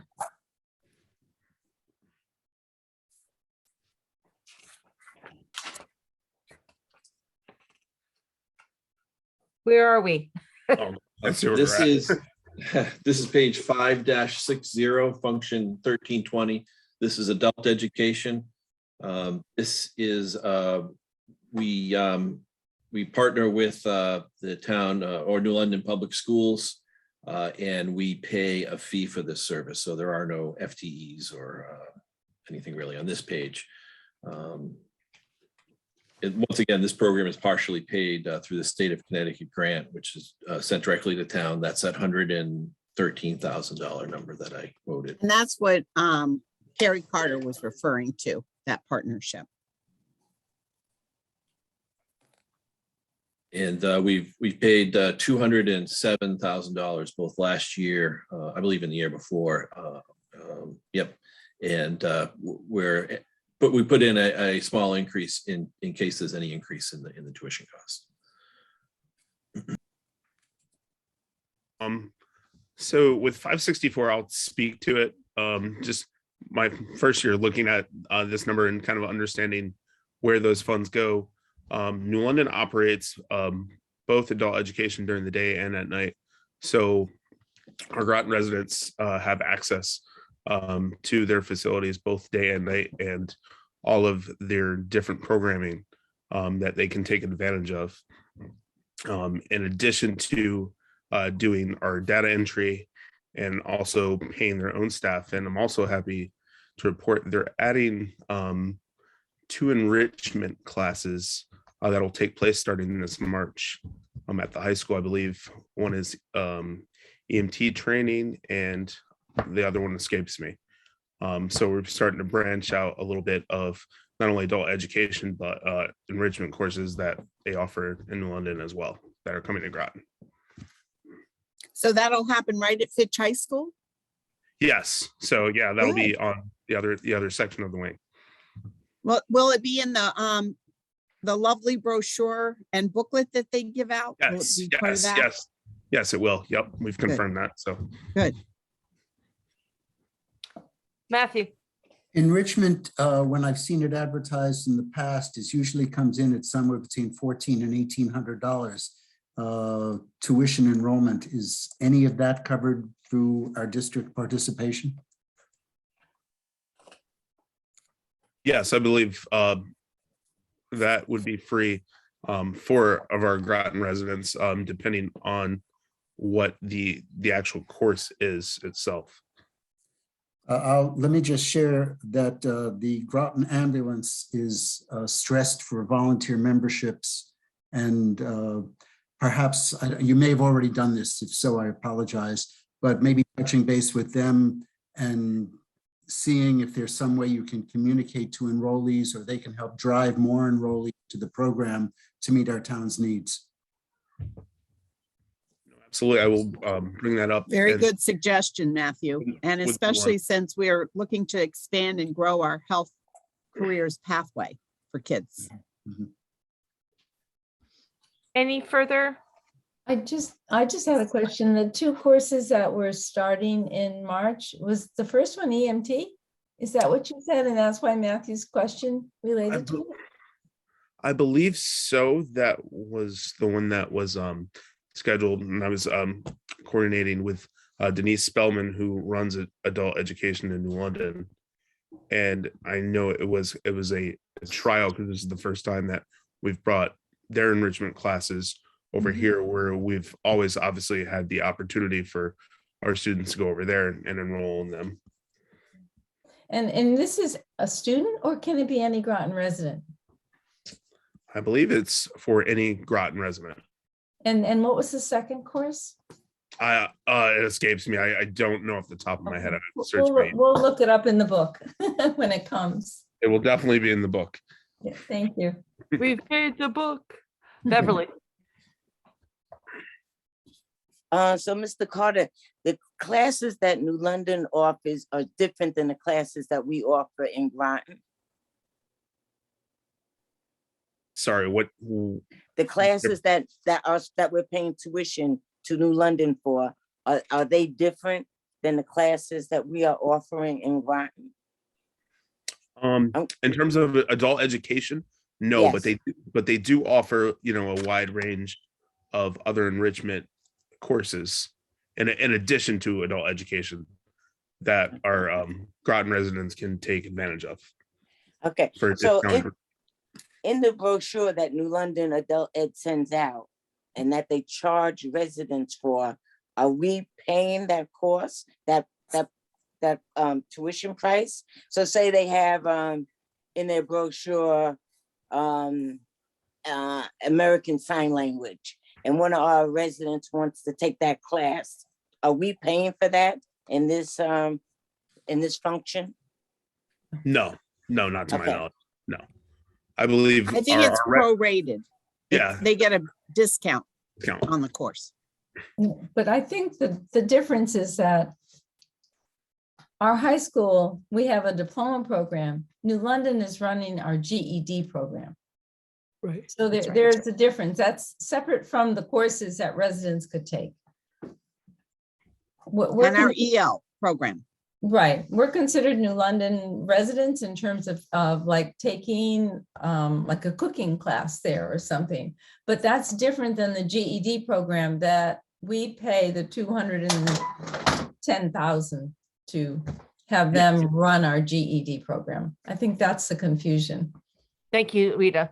That's Yeah, correct. thank you, Rita. I was confused, but thank you. Perfect. Any other questions? If not, let's move on. And it looks like we are moving to 5-66, yes. This is function 2101. This is the central office pupil personnel department. Do you want to take this over, Denise? Yes, thank you, Ken. So this is the special education administrators that we were speaking of earlier. You can see we have one director, that would be me. And then we have 3 supervisors, Nadine, Amy Rutolo, who was unable to be here this evening, and Katie Van Ness, who just started, replacing Lori Luciani, who moved to an assistant principal position. We also have Mark Peluso. He's our 6 through 12 student facilitator. He chairs PPT meetings and Section 504 meetings at Fitch High School and Groton Middle School. He's on an A day, B day schedule. So he goes between the 2 schools to assist the administrators in chairing those meetings. We also have 2.5 secretaries.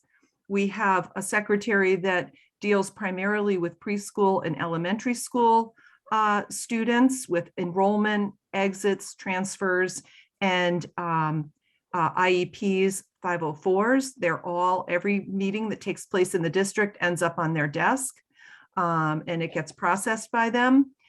They also handle all state reports. The other secretary that's full-time does the same duties for students in grades 6 through 12 and out of district. And then we have a 0.5 secretary that works for the supervisors, scheduling their PPT meetings and is in charge of all of our student records.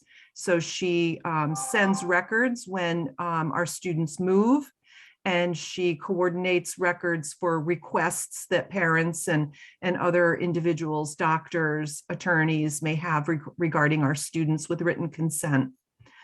So they're all very busy, and they do a wonderful job on behalf of all of our students and teachers.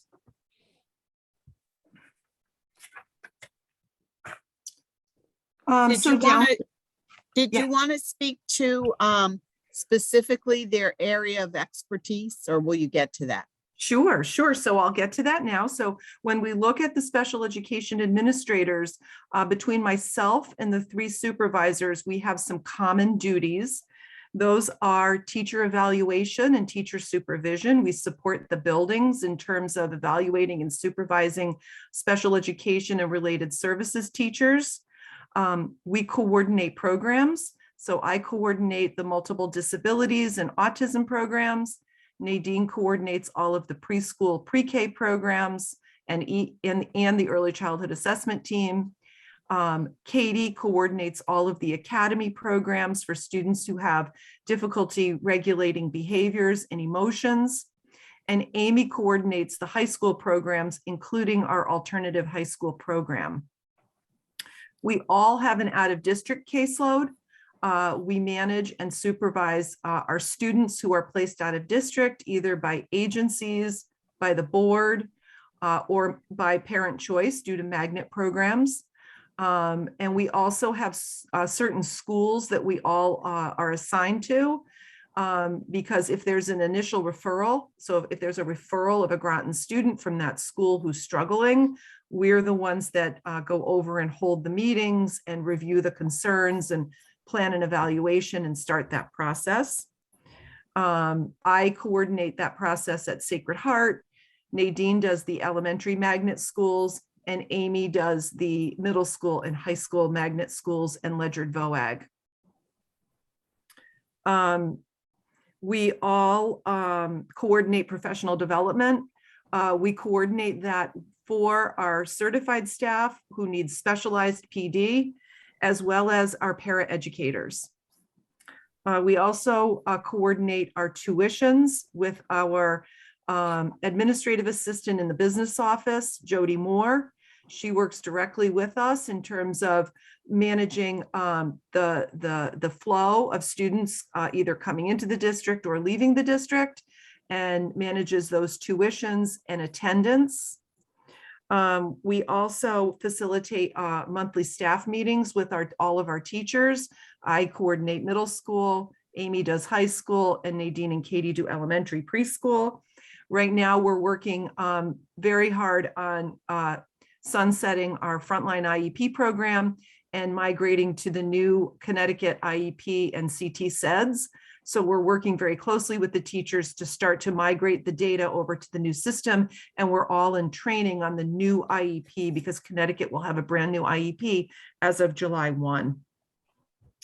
And then additional duties that we all do is we all support the buildings. We are here to support our principals, our assistant principals, and our staff. So when there's a complex case in the building, it could be, having difficulty meeting the students' needs, could be difficulty communicating the program to the parents. We support the buildings.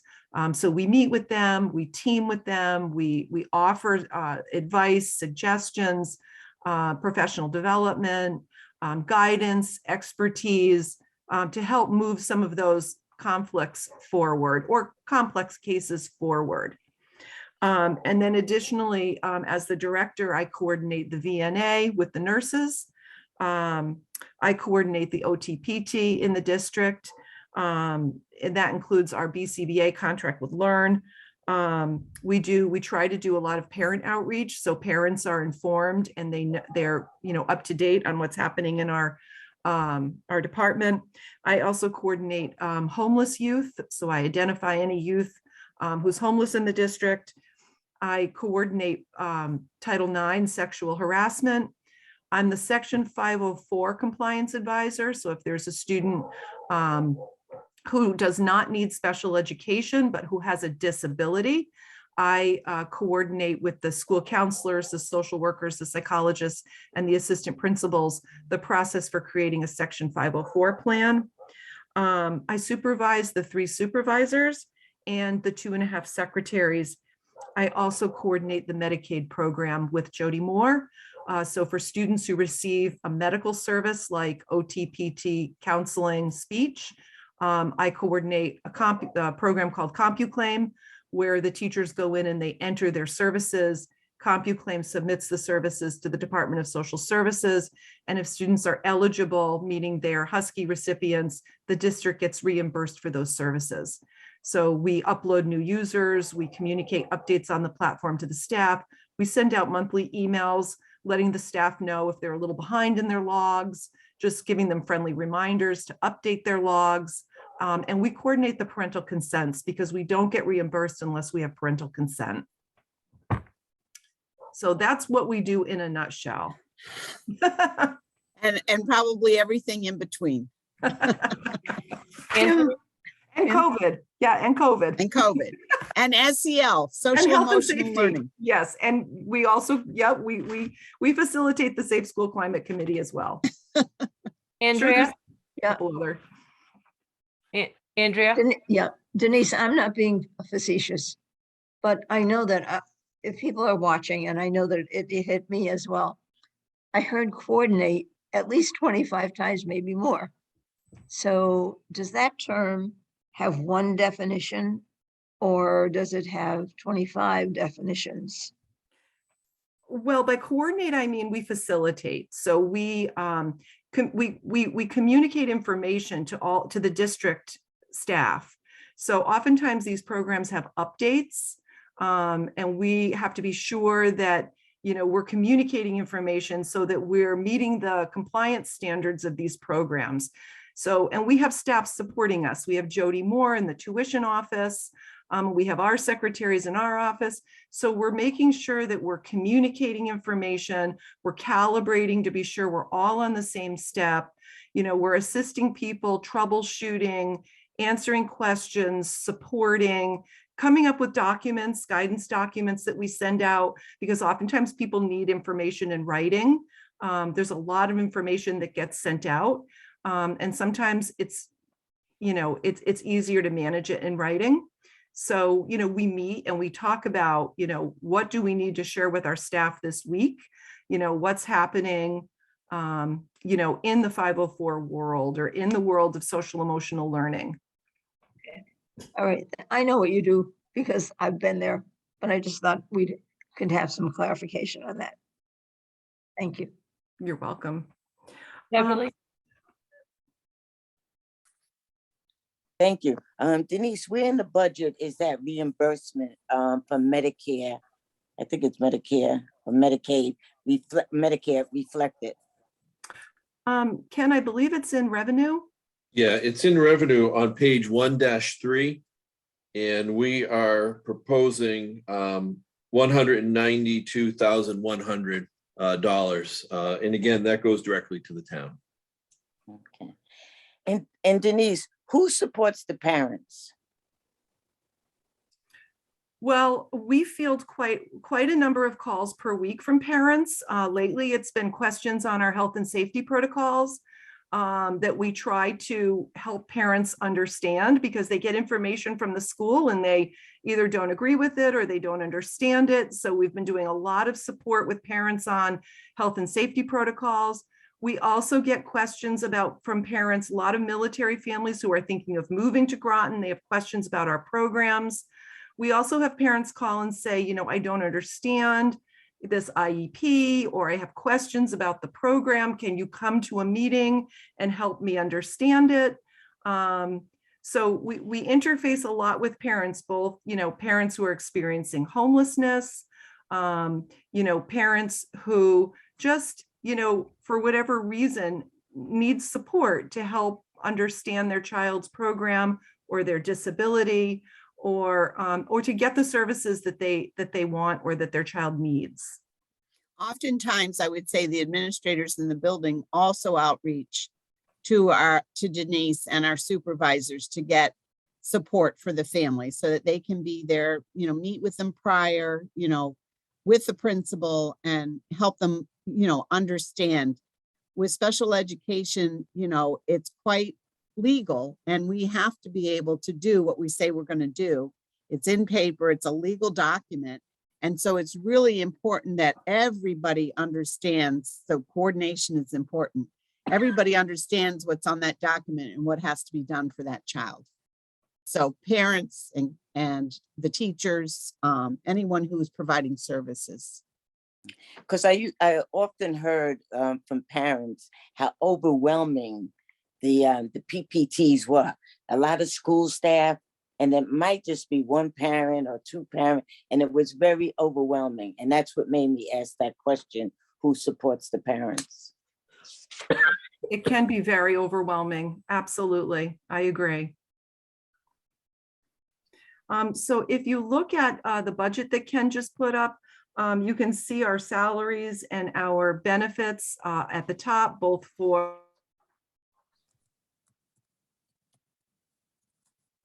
Oops. She's I not. think we gonna be lost you, happy with Denise, her- maybe. She won't be Ken, happy could you with the distance, frozen face. you Oh, there she is. Denise, you're freezing up just a tad. Okay. Yeah, I'm getting a message. My internet is unstable, so I apologize. So line 331 is our Medicaid program. It's called CompuClaim. That's a vendor that actually has a platform that the teachers go in and they enter their services on. And then CompuClaim filters out the students who don't have parental consent, and they submit the logs to Department of Social Services for reimbursement. We also have a little bit of translation through Frontline, our IEP program for parents who speak a language other than English. We do pay for translation of our IEP documents out of this account. The next lines are travel. Prior to COVID, we did travel quite a bit throughout the state.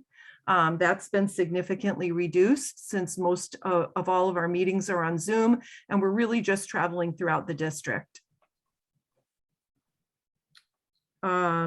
We do have a little bit of funds in here for supplies. These are basically office supplies. We need a lot of heavy duty staplers. We have processed a lot of paper, folders, binders, things of that nature for our IEPs. And then some dues, because we do have some professional organizations that we belong to. Questions on this page? Rita? I had a question. I think before, and I don't know if it's it's again here, Mark Peluso, who is at Fitch and at the middle school, you said he is also reimbursed from travel. Does he walk between the two schools? Or does he No. drive? I mean, He I don't understand. So he drives between and he's reimbursed for travel. He could be. I don't think he's ever submitted anything, but Okay. just in Because you terms of did say travel. that it was in here for travel on the other page. Yeah. My other question is that in a future Board of Ed meeting, COW, I'd really like to understand the BCBA contract with Learn, as well as how many students are in the Ocean Avenue Learning Center, how long they're there and what we pay. I don't know, is that in another page in this Yes. book someplace? Yes. Yep, we're getting to that tonight, Rita. Oh, we're It's getting the- to that It's tonight. the last page. Yep. Under tuitions. Under tuitions, okay. And then, but if you could ever, I think with new board members, to understand that BCBA contract and the support that we receive from Learn and how students are outplaced at Ocean Avenue Learning, I think it would be very helpful for the board and the public to understand this. And I know their Absolutely. tuitions are all going up quite a bit, so. Yes, I believe we're going to get to that actually In a coming little bit. up. Yep. Any other questions on this page? I do. Denise, how do you determine travel reimbursement? How do you pay, by mileage? Yeah, the business office has a chart with the mileage from school to school, Mhm. and then town to town. So we use a preset mileage, and then it's the IRS reimbursement rate. You know what that is now? I'd have to look it up. I think 56 cents. Gone up this year, 58 and a half. Yeah, Oh, I is it think, 58 and a half now? yeah, Stephanie just sent out an update Oh, for okay. January. Thank you, Denise. Sure. Let's move on. Okay, the next page is our district social workers. That alone.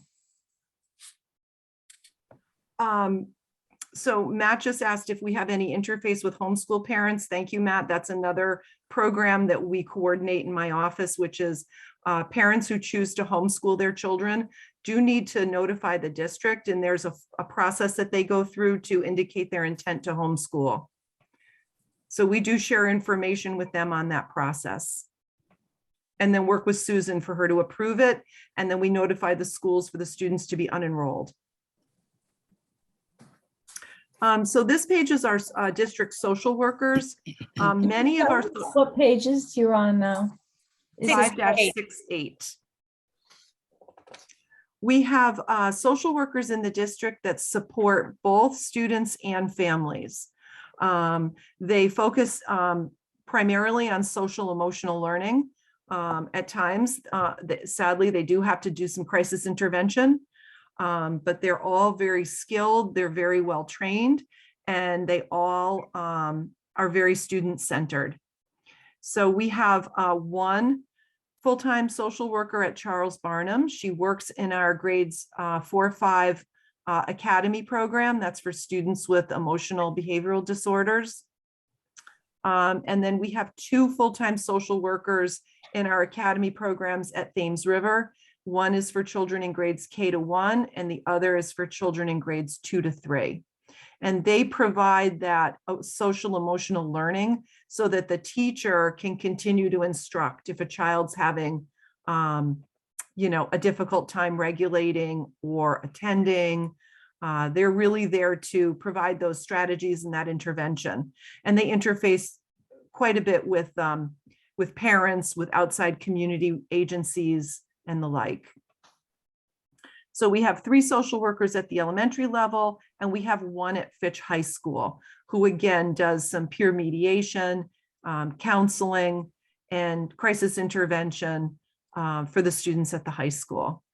And then we have several other positions that are grant funded that are not included, but you can see down below. They're funded either out of Title I, out of ESSER, Title IV, and we have a new one funded out of American Recovery Plan, IDEA. And this narrative needs to be updated. This is just copied from last year, but it'll be updated in the final version. So And we also receive family liaisons in several of our schools, and that's provided from the military. And they work with small groups of children with permission from parents. And it could be a military child and his friend that's not military. So it's really been a terrific program that we so appreciate, but none of our dollars go towards that. So we have 12 social workers in total, 4 paid for out of the board's grant and 8 paid for out of, I'm sorry, the board's budget, and 8 paid for out of grants. So if we go down to the budget, the primary budget is salaries and benefits. These individuals have a little bit of travel. They don't travel much. We only have 1 social worker that's split between Charles Barnum and Northeast Academy who would travel.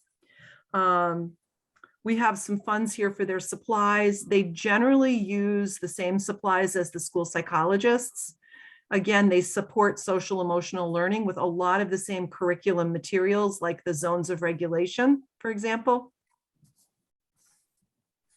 And we supplement their supplies with the IDEA grant.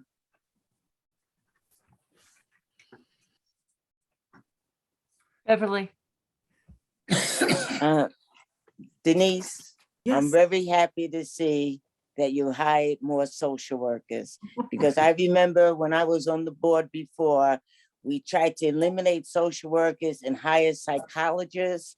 And boy, did I receive a lot of flack from that, from other social workers, saying that social workers and psychologists, they don't do the same thing. So I'm very glad to see that you got back on the path of hiring social workers. Well, thank you, Thank Bev. you, Denise. Well, thank you, Bev, but I have to say that credit goes to Susan. Thank you, And, Susan. and the board, and the board. And the board, and Thank the you, board. really push Thank for you, that. board. That was I think excellent. the success of our academy program is pairing a very highly skilled special ed teacher with a highly skilled social worker. And we've had layers of professional learning and support from Dr. Maury Ridington. So it's helped not only those programs, but really our schools in general, in knowing how to really work with our kids. Well, thanks again. Thank you. All right, let's move on. Kim, I had a quick question. When Yeah. we go over this, is the CARES Act, will that be ending next year? Or is it 2 years? So there's a series of ESSERs. I don't know if you remember that wonderful chart that Ken made Yes. us. And it lays out through the years. So the last year ends 2024, at the end of 2024. So that's when this would go away, the social workers that are funded with this grant. Right. But we do have several in Title I and in other grants that we received year after year, and we're Right. pretty certain of the amount. So And Title IV, I'm not familiar with Title IV. Can you tell me what Title IV, how you qualify for that? I think that was just the enhancement, right, Susan? It was enrichment. yeah, and it was for enrichment. social emotional learning. Okay. Specifically, so we were able to carve out funds for our alternative program and provide extra social work support at the high school specifically with that one. That's great. Thank you. Beverly, do you have another question or is your hand? Thank you. Any other questions? Seeing none, let's move on. All right, this page is our school counseling department, and our school counselors attend all PPT meetings for students on their caseload. Their caseload is about 200 to 1. They also have a caseload of their own students who are who have a Section 504 plan. And they work very closely with students around college and career planning, scheduling, and social emotional support and social emotional learning. So we have 6 counselors at Groton Middle School. We're not proposing a change for next year. They're 2 per grade level. They do loop with their students, so they stay with them all 3 years at the middle school. And then at Fitch High School, we have 6.6. Again, we're not recommending a change. They're assigned via alphabet, and they stay with their students all 4 years. The 0.6 counselor is in our career center. And we do have, I believe through our grant, we're adding a 1.0 counselor for the career pathways at the high school. Which means that once the life of the grant is over, we will need to figure out how to continue to have that guidance counselor. Correct.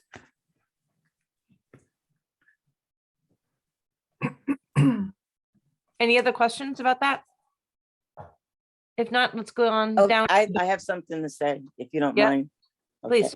Okay.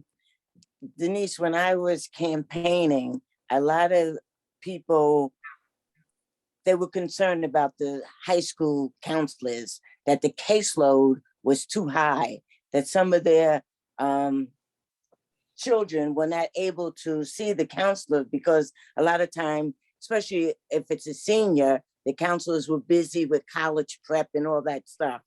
So do you see a need to decrease the caseload in the high school or any other place? Well, I will say I work very closely with the counselors.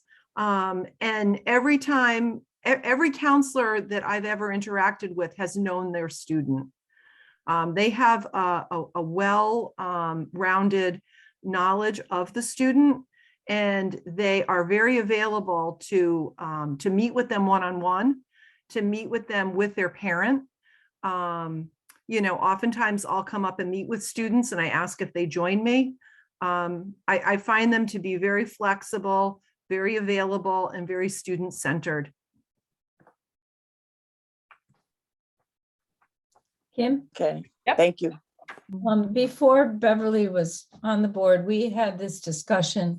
Actually, it turns out the counselor caseload is about one counselor to about 160 students.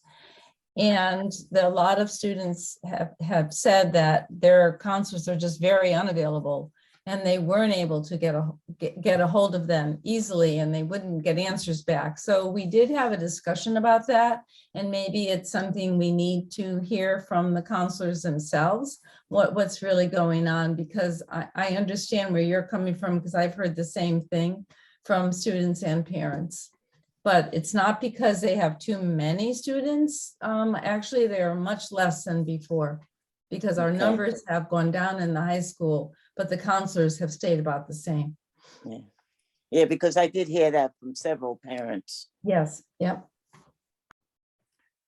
Yeah, you'll see when we look down at their budget, we do have in their budget funding for, oops, just turn the page, funding for their salary and their benefits.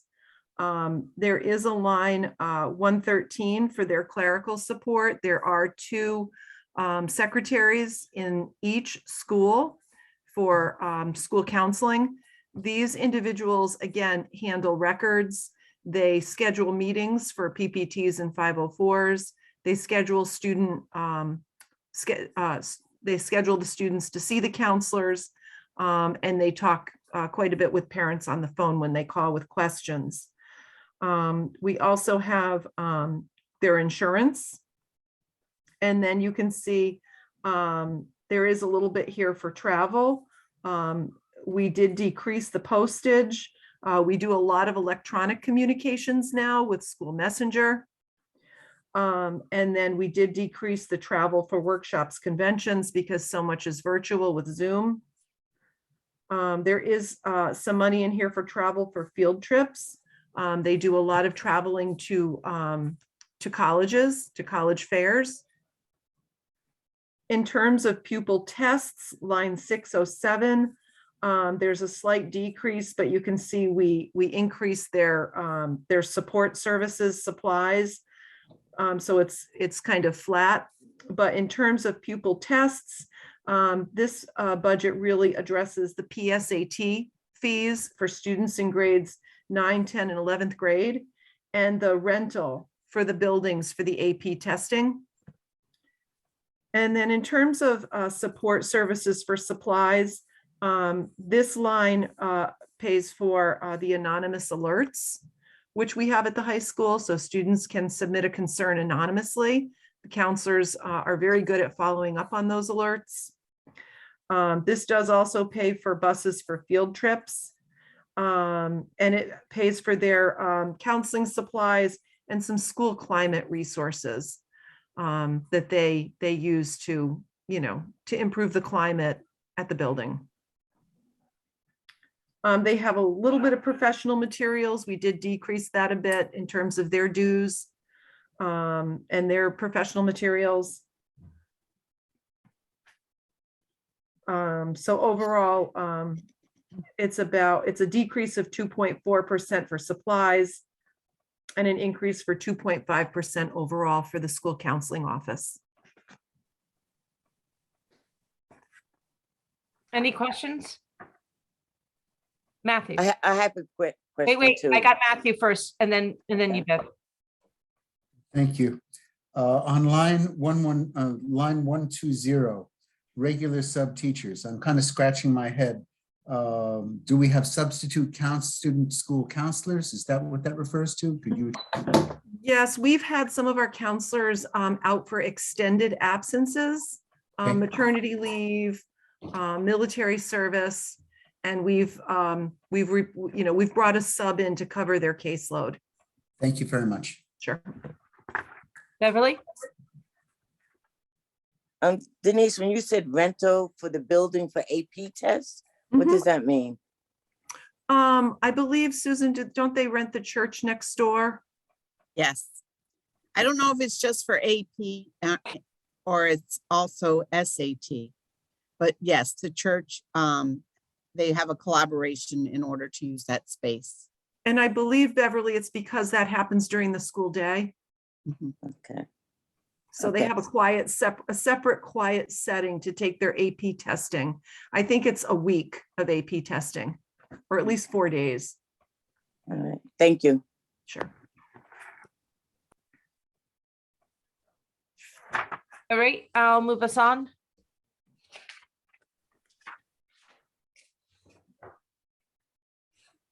This page is our clerical worker in the Fitch High School nurse's office. 0.5, school health aide in the nurse's office. She assists our nurse. And in terms of the budget, you can see line 133 is her salary. Again, she's part-time. No, a little bit of benefits there for Social Security and Medicare. So here's where you see some special education expenses. Line 332, other professional services. We've budgeted $556,885 for next year. This addresses outside evaluations and consultants. There are some students that require specialized evaluations that the district pays for. It's usually a neuropsychological evaluation, or we have some students who are referred for special education who English is not their primary language, and we need to contract with an evaluator who speaks primarily Spanish. So they conduct bilingual evaluations for the students. And here's where you'll see our BCBA contract that Rita was talking about. We do contract with Learn for a board certified behavior analyst. We have two, one full-time and one part-time. And these are individuals that work specifically in the field of modeling and shaping behavior. They're experts at behavioral strategies and interventions. They're also experts at helping our staff collect data and analyze the data to develop individual plans to help address behaviors of students whose behavior impact their learning. We also have some consultants in this line item who provide specialized reading instruction to students, such as Orton Gillingham and Wilson Reading. And that's primarily, we don't have anyone in the district currently trained in Orton Gillingham, but we do in Wilson Reading. However, Wilson does require oftentimes an hour per day.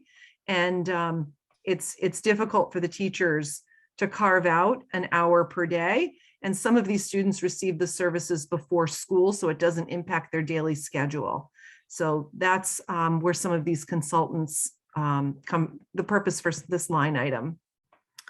And then line 333 is our OT and PT. We do contract occupational therapy from Learn.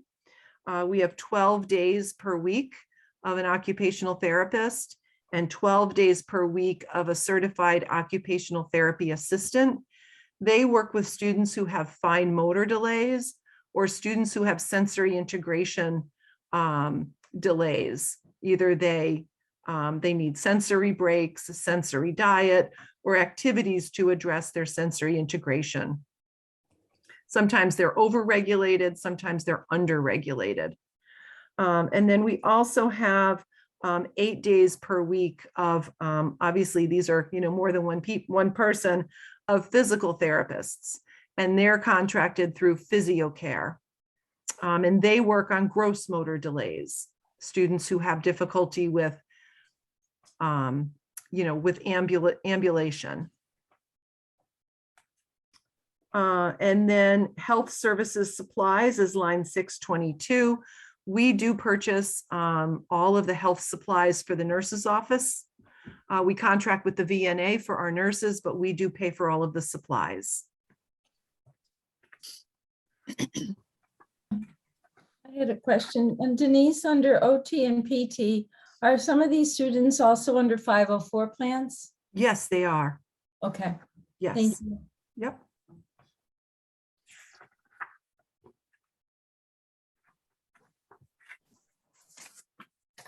Any other questions? All right, hearing none, let's move on. All right, so the second to last category is all of our school psychologists. We have 11 school psychologists in the district. We have 6 at the elementary level, 3 at the middle school level, and 2 at the high school level. Our school psychologists, again, focus very much on social emotional learning. They provide counseling services to students either individually or in small groups. They also provide direct instruction on social skill development to students individually or small group. They also conduct individual evaluations. Sometimes it's to determine eligibility for special education. Other times it's to get information on function of behavior so we can develop an individual behavior plan. But they are very important members of the planning and placement team, and really experts when it comes to helping us identify how a student learns best. And I think you might want to notate that at Groton Middle School, one of them really supports the academy program at the middle school. Yes, yes. And I think we also have some support at Fitch as well for their program. Yes, we have New one Beginnings. school psychologist in the academy program at Groton Middle and one school psychologist in the New Beginnings alternative program at Fitch High School. There is, you can see there's 3 psychologists at Groton Middle and only 2 at the high school.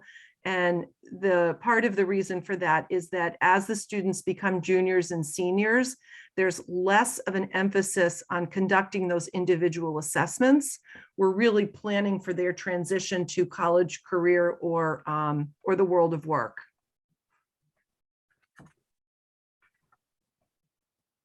Questions? I was just curious why we have the 1.5 at the 2 magnet schools. Oh, yes. Thank you, Rita. So there is a psychologist that is split between Mystic River and Thames, and she predominantly assists with testing. So we're required to assess a student when they're referred to special education. And then we're also required to reassess every 3 years to determine continued eligibility.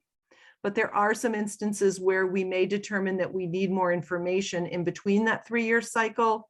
And so there could be a need to conduct an evaluation, in less than 3 years. So And it there- goes back to the situation where we had 3 schools that consolidated into 2, but we still have as many, actually more elementary children this year. You can see in the enrollment. So those 2 schools really are, looking like they're going to be 550 to closer to 600 next year each.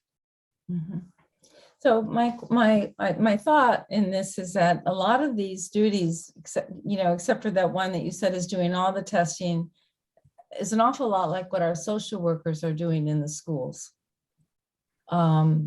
It seems as if they're, I've always thought that the school psychologists, so much of their time was testing, that's why we needed the social workers. But you're saying that we need the social workers and all the school psychologists, and they're doing about the same thing? Well, the social workers really don't do the testing. I know they don't do the testing, but I'm saying, how much time are these school psychologists spent doing testing as opposed to working with students? I would say it varies, but I would say it's probably 50-50. Oftentimes, when they're assessing a student, they're getting to know the student, they're collecting data, they're conducting observations, they're in that general ed classroom environment. But I would say it's pretty 50-50. I would say that also the school psychologists, in working with Dr. Mari Wrightington, have really outlined and been very much a part of the QBI process, which is qualitative behavioral intervention. Mhm. And so they really are leaders in a school crisis team when it comes to that. So I see them really in the special ed world in delivering services that come through a PPT specifically, where a social worker tends to do counseling for the whole school, and especially for kids who have some needs that arise, sometimes through a trauma or, COVID or a divorce or a situation that occurs where the school psychologist is really specific to the IEP and the process. Yeah, and the counseling in that. Yeah, the school psychologists are really an important member of that intervention team, helping to come up with a plan, strategies that would help students be successful and not eventually referred to special education. Mhm. And Denise, I'm not too sure if you already mentioned this, but they also, at least at the elementary level, they also chair the 504 meetings. Yeah. Yes, thank you, Nadine. Beverly?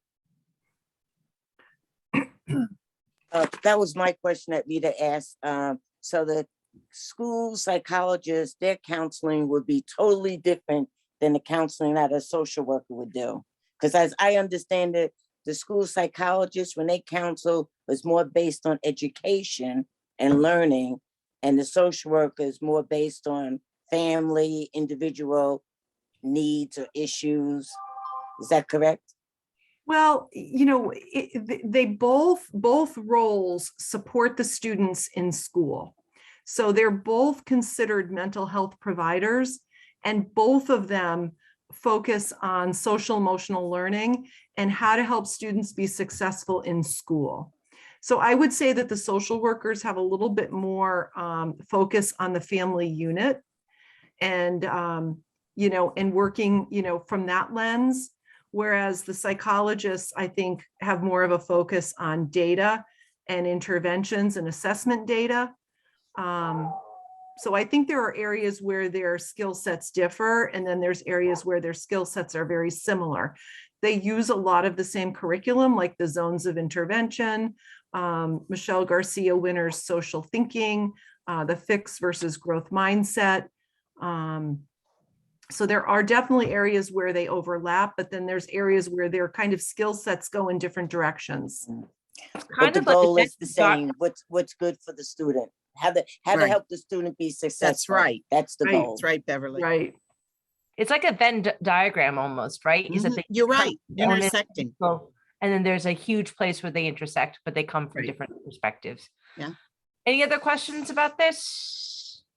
Kim, I have a question that I should have asked, Yeah.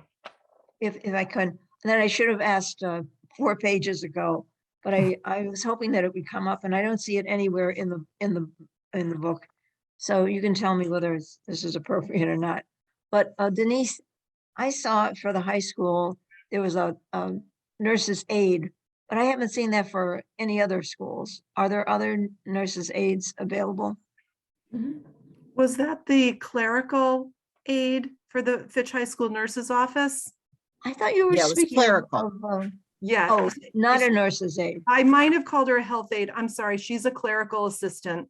I see. All right. In the Thank you. nurses' But we do office. have health aides though, in each of the schools, right? Okay. Yes, That but they're assist paid well. for, the nurse. they're paid for in the VNA budget. Okay. Okay. All right. Thank you. Yep. Matthew, That's fine. Thank you. Beverly, do you have another question? No, I'm sorry, Kim. I keep leaving my hand up. I apologize. No, not a problem. I just also don't want to overlook you. So I'm going to keep on asking. That's all. If no further questions on that page, let's move us on. Okay, so we have their budget down below for the school psychologists. We did have some cost savings. You can see under line 102 for certified. We did, although Ken, I'm not sure that this is showing an increase, not a savings, but I know I have Yeah. down that we had a senior psychologist retire and a psychologist with lesser experience come in. Oh, maybe that's why it's only 0.6% increase. Exactly. Okay. And then down below, you can see other professional services. This is where we have a consulting psychiatrist from Learn that supports us with students that need a higher level of assessment. We also have a little bit of travel in here because some of our split psychologist at Thames and Mystic is on the road a couple days a week. We do have under line 607 an increase of $2,000 for pupil tests. Again, these individuals use standardized assessments and behavior rating scales, which are updated and often, and we are, continually replenishing our inventory. We also replenish annually their protocols, their record forms. However, we did decrease their supplies. Their supplies don't change that much in terms of their instructional materials. So overall, it's just a 0.5% increase to this budget. Questions on that? All right, we're almost at the home stretch, folks. Thanks for being in. You're doing a great job, Denise. Actually, It shows all of your leadership, all these pages. Thank you. This is our last page. This is the speech and language pathologists. We have 11.6 in the district, and these individuals are our experts when it comes to communication. There's 3 types of communication: expressive, receptive, and pragmatic. And we have a lot of children who are working on their social language. So these folks are really, really key players. We have at the elementary level, 8.6. You can see at Catherine Kolnaski, there's a 0.4 to support a self-contained classroom. And then the balance of that individual is at Mystic River. That's the other 0.6. And then we have a 0.6 supplementing Thames River. That's to support our preschool program. Almost all of our children who qualify for preschool services have delays in communication. So the speech pathologists are very busy in preschool. Mhm. At the middle school, we have 2 full-time speech pathologists, given the number of students. And at the high school, we have 1. I will note that we added an additional speech pathologist at the high school this year. She's funded out of the ARP ESSER grant. Is it hopes that once we have moved through the pandemic that you're not going to need that extra speech and language? Well, I don't think so. She is supporting our Transition Academy, which again has, like 15 of the most disabled young adults. Many of them, well, not many, some are nonverbal. Others have significant language delays. And we also have a growing population at the high school. So this individual supports the high school and the Transition Academy. So is that something in the future the board is going to have to take a look at the possibility of needing to speech and language? Yes. Okay. Yeah, I would Did think we, so. we might want to notate that in the narrative too, Yeah. that we have Okay. one being covered. Definitely.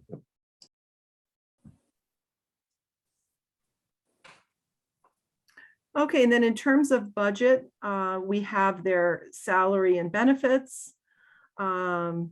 Just a little bit for travel. Pupil tests, again, $10,000. That's stayed pretty constant throughout the years. They administer individual assessments for language. We have support services supplies. That's to buy their instructional materials because they do a lot of games, activities to increase vocabulary and to increase social language. And then the dues, line 819, you'll see is new. That is their licenses through the Department of Public Health.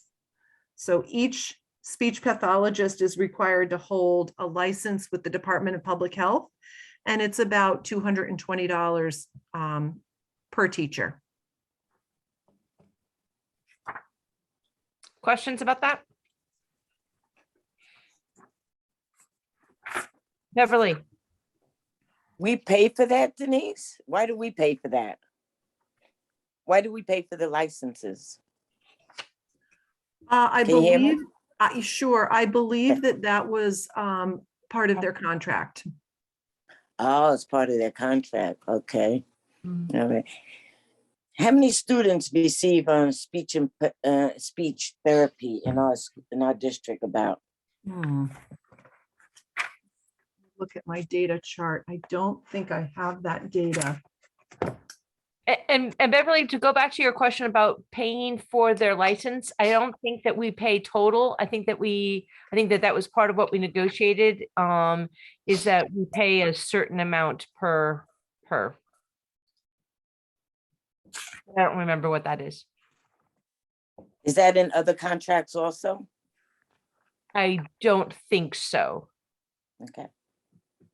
It's in the teacher contract, the GEA, and I think it's specific to the speech paths. Yes. So I do not have the number. I can tell you that there are 16% of our students have autism, and all of those students receive speech and language support.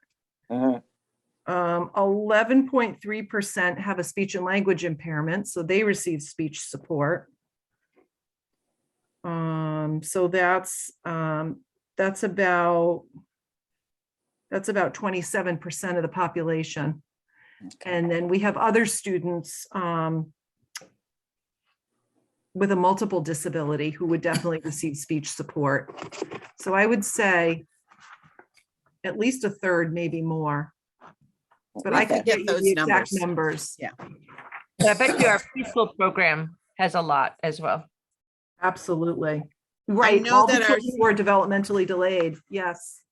Our speech language pathologists have very large caseloads, and we're constantly monitoring that. We've actually had to go out for additional support in different years. So, you know, we take a close look at that to make sure that the ratio is doable. Any other questions on that? Dean? Yeah, I'm looking at the renewal application fee, speech and language pathologist licensure. I might be in the wrong place at the DPH. It's $205 for the renewal fee. Thank So you. I don't know if that's the same fee. I think it may be. Thank you, Dean. Sure. In which case we were paying 100% of it. But We it doesn't are. matter either way. It's whatever the CBA says. Whatever we agreed to. All right. Let's move on to our last item, folks. Small potatoes. And that would, does that take us to 106? Correct. Yes. Page 5-106, and this is our tuitions page.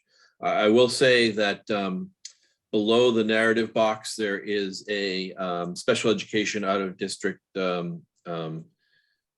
students, just a number. This was as of last year, so we do have updated numbers that this will be replaced with. I can provide those if you need me to put them up. We could probably, after, you know, put them in our board notes too, so that they could see and compare them. Okay, I'll get those too. Did you want me to go through this, Denise, or?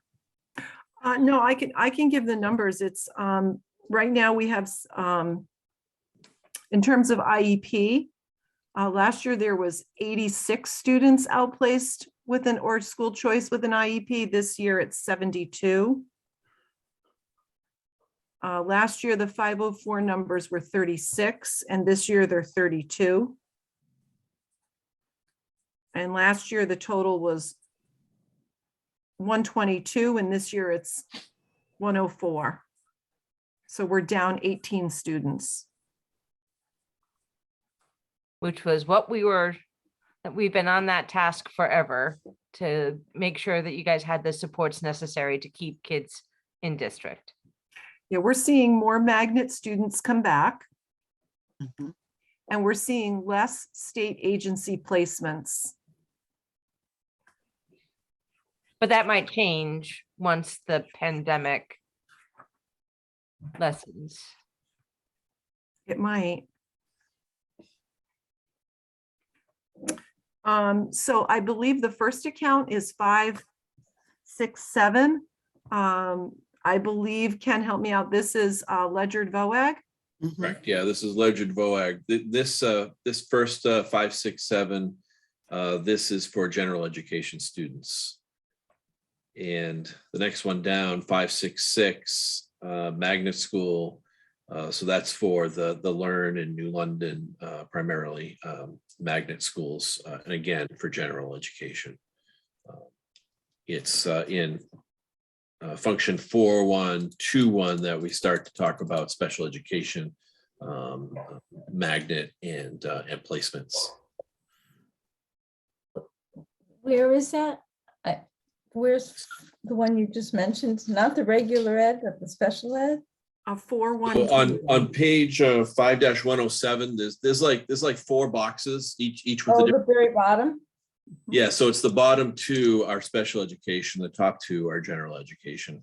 And we only do this to save paper and space in the book. So the first one, 4121, would be students who attend a public school, like a magnet school, RMMS, the Friendship School, New London Magnet, who receive special education services. So we pay a general tuition, and then we pay for their specific services. And it's itemized. So there's a fee for speech if that's in their IEP. Whatever is in their IEP, we are billed for. And that's why it's so important to have the supervisors going to these meetings Mhm. and chairing these meetings and making sure that the services that are being provided are in fact required. and asking for data when new services are requested. So that we know that these services that we're paying for are in fact needed. And the supervisors have established great working relationships with all of these magnet schools in terms of, making sure that the teachers come in with their data to support these services. Could So you there explain is what- a decrease of 1.6% to this account. Rita, did you have a Yeah, question? I can't understand like the line 562 and 563 tuition, special ed tuition state, total other purchase services for special ed non-public schools. Is that like Sacred Heart? Or what is a non-public school? So a non-pub, well, first of all, we're at 4121. This is all public school. Yes. So this would be the placing agency. So 562 is the board. Okay. So if the board places the student, 563 is if the state places the student, and Okay. 568 is if the parent made the choice. Right. Kim, Andrea, Denise, then I'm assuming then that any hospitalizations or, a specific school that's that the state may place a student in, that's a non-public school. Do you know what I'm saying? I can't think of a name of a Right, name. that's account 4122. So the Okay. non-public special ed schools would be our approved private special ed programs like the Bradley School or Waterford Country School. Right. The Ocean Avenue Learning Academy, which Rita's talking about, would be up above in 562. That's a approved, well, actually, that's an approved private school, but Learn is considered a public school. Right.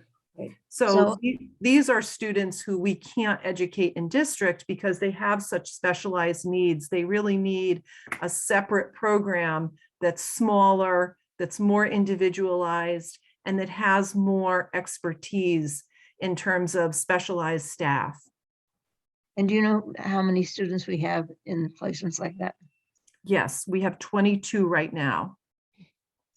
And some we have placed and some the state has placed, is that correct? We've placed 22. Ken's going to send this chart to you Friday, and state agencies have placed 4. Thank you. Matthew, I may have misunderstood. I thought 566 magnet school, somebody said Learn, and I was wondering about, yeah. And then you also, I thought somebody said 562 was referring to Learn. Did I miss something? Sure. So 566 is the students who are considered general education students. So they would attend a magnet school, but they don't receive any special services. and that would be like a Learn Magnet School could be the regional magnet, the RMS, it could be the Friendship Marine school. science. marine science. But then Learn also holds a special ed, which is in Oceanside. So that's where the difference is. I got it. Thank you. Yeah. Beverly, Denise, on 563, special ed tuition state, is this the line item where if a student was in DCF custody and they lived in New London and they came to school in Groton, so their home was in New London, but they were in foster care in Groton, and do we have to pay tuition to New London? Yes, so this is, there's 2 main state agencies that place students. One is DCF and one is the Department of Developmental Services. That's referred to as DDS. So DDS has pretty much eliminated their placements. So we have some legacy students in these placements. That's why it's only 4. I have several aging out this year at 22. So the DDS placements have pretty much been eliminated and our students will age out very soon. But DCF does still remove children from the home. And if they, unfortunately, and if they can't find a foster home close to the student's home, sometimes they have to place students in districts that are very far away. And then we pay tuition to those, we coordinate the PPT and we pay tuition to those districts. Some of those students cannot be educated in the public school district, so they attend a private school, approved private special ed program. And we pay that tuition as well. But Denise, I think it's the opposite. If it's a Groton student who is placed out into a foster home in New London, we have to pay the tuition to New London. Is that correct? Yeah, but more often than not, they're placed farther away because there's not as many foster homes as they would like to have. Right. So we would pay tuition to the district that the student is living in, or to their approved private special ed program if their needs are such that they can't attend school in that district. Right. It's just it's the opposite coin from what Beverly was saying, which was an East Hartford student being placed into Groton. We don't pay tuition. East Hartford pays tuition to Groton. Correct.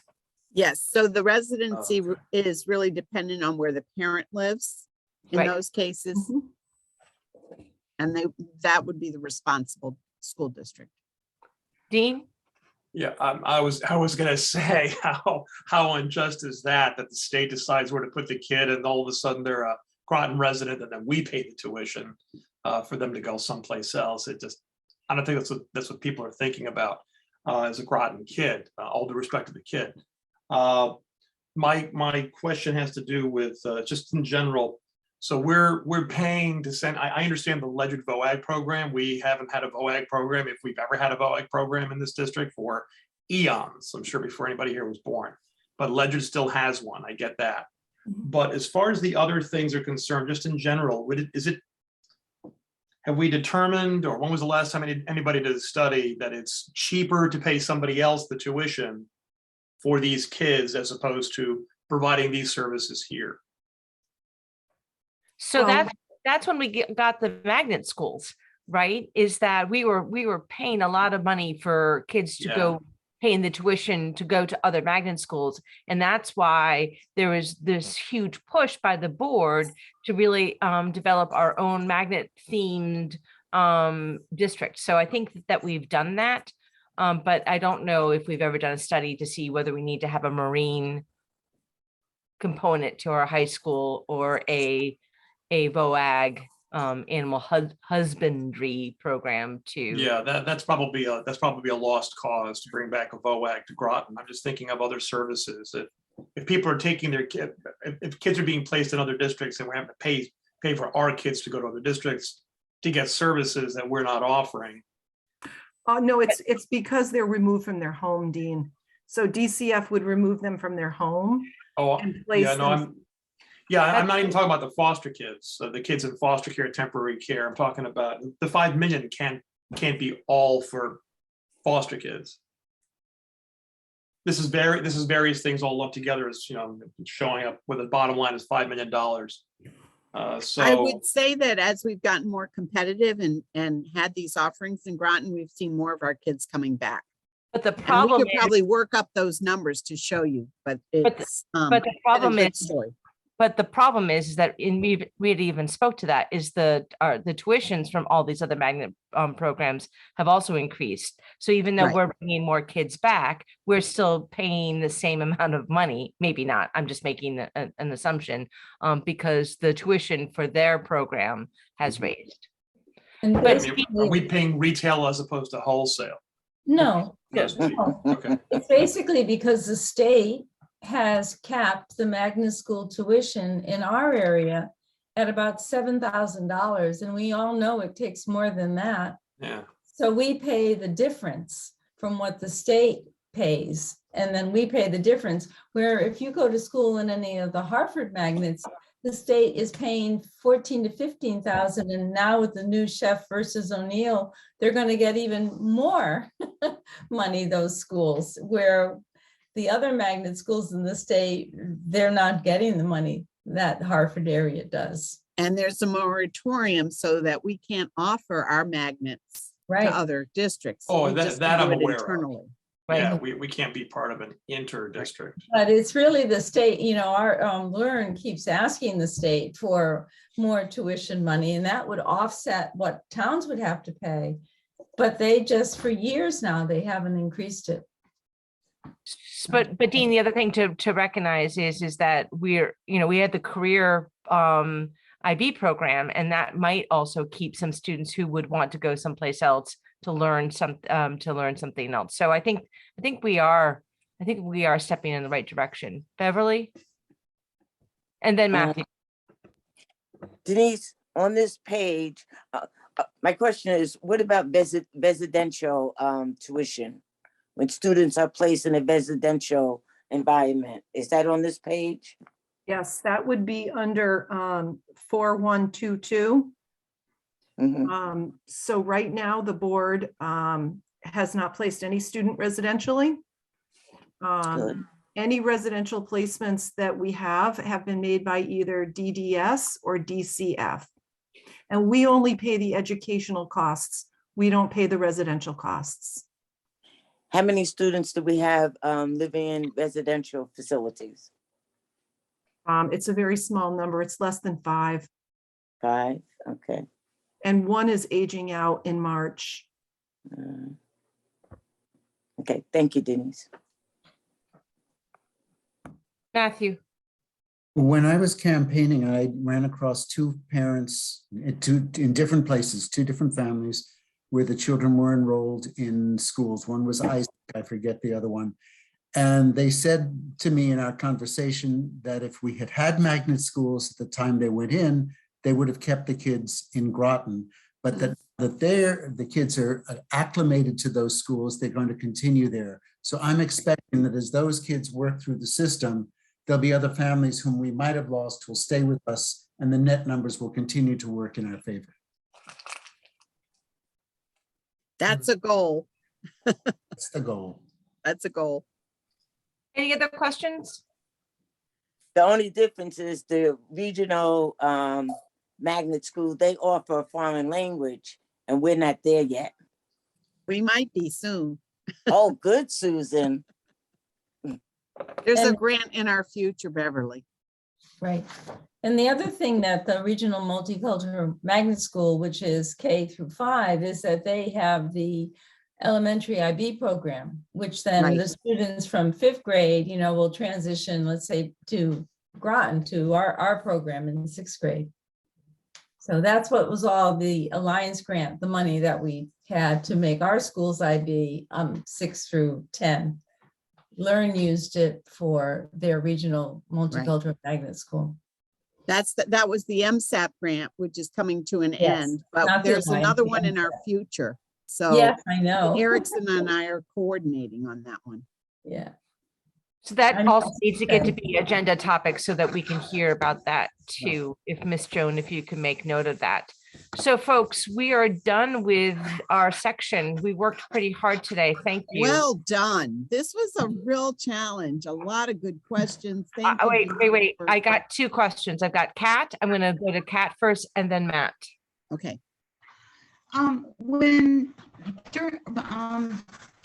Early in Dr. Grenier's tenure, we had a committee, or maybe it was just a few people that met with him, that reviewed budget changes after we, not budget changes, but budget development and things that we thought for the process might need to be included in the budget, or how information was presented in the budget.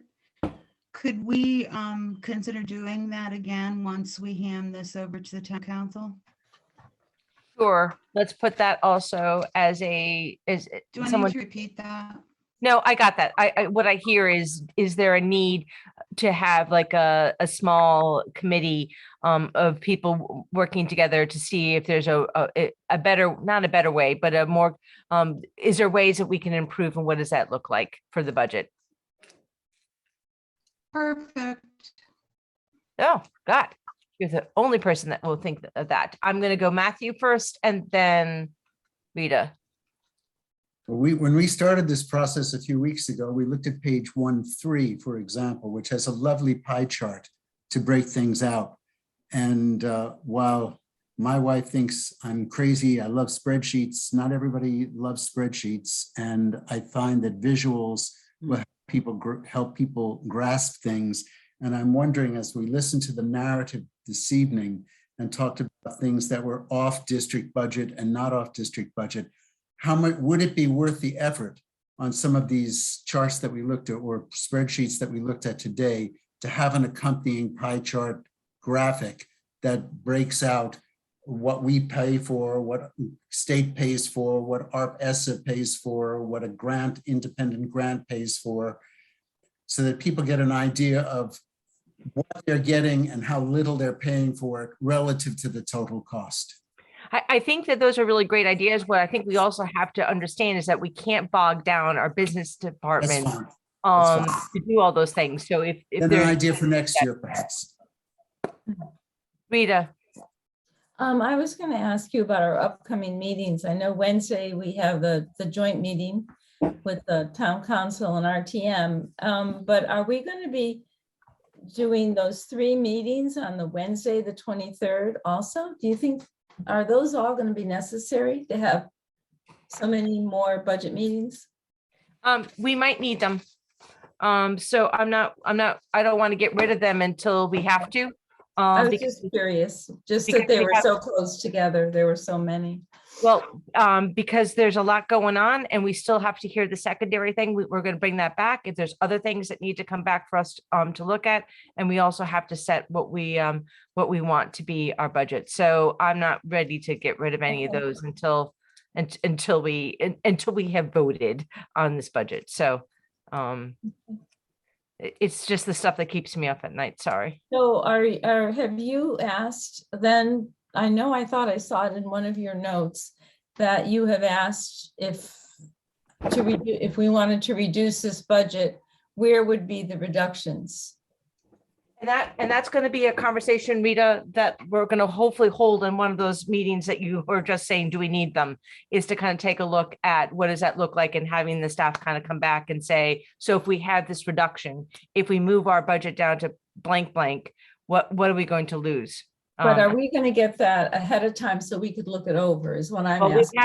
we have the do start of have that. it.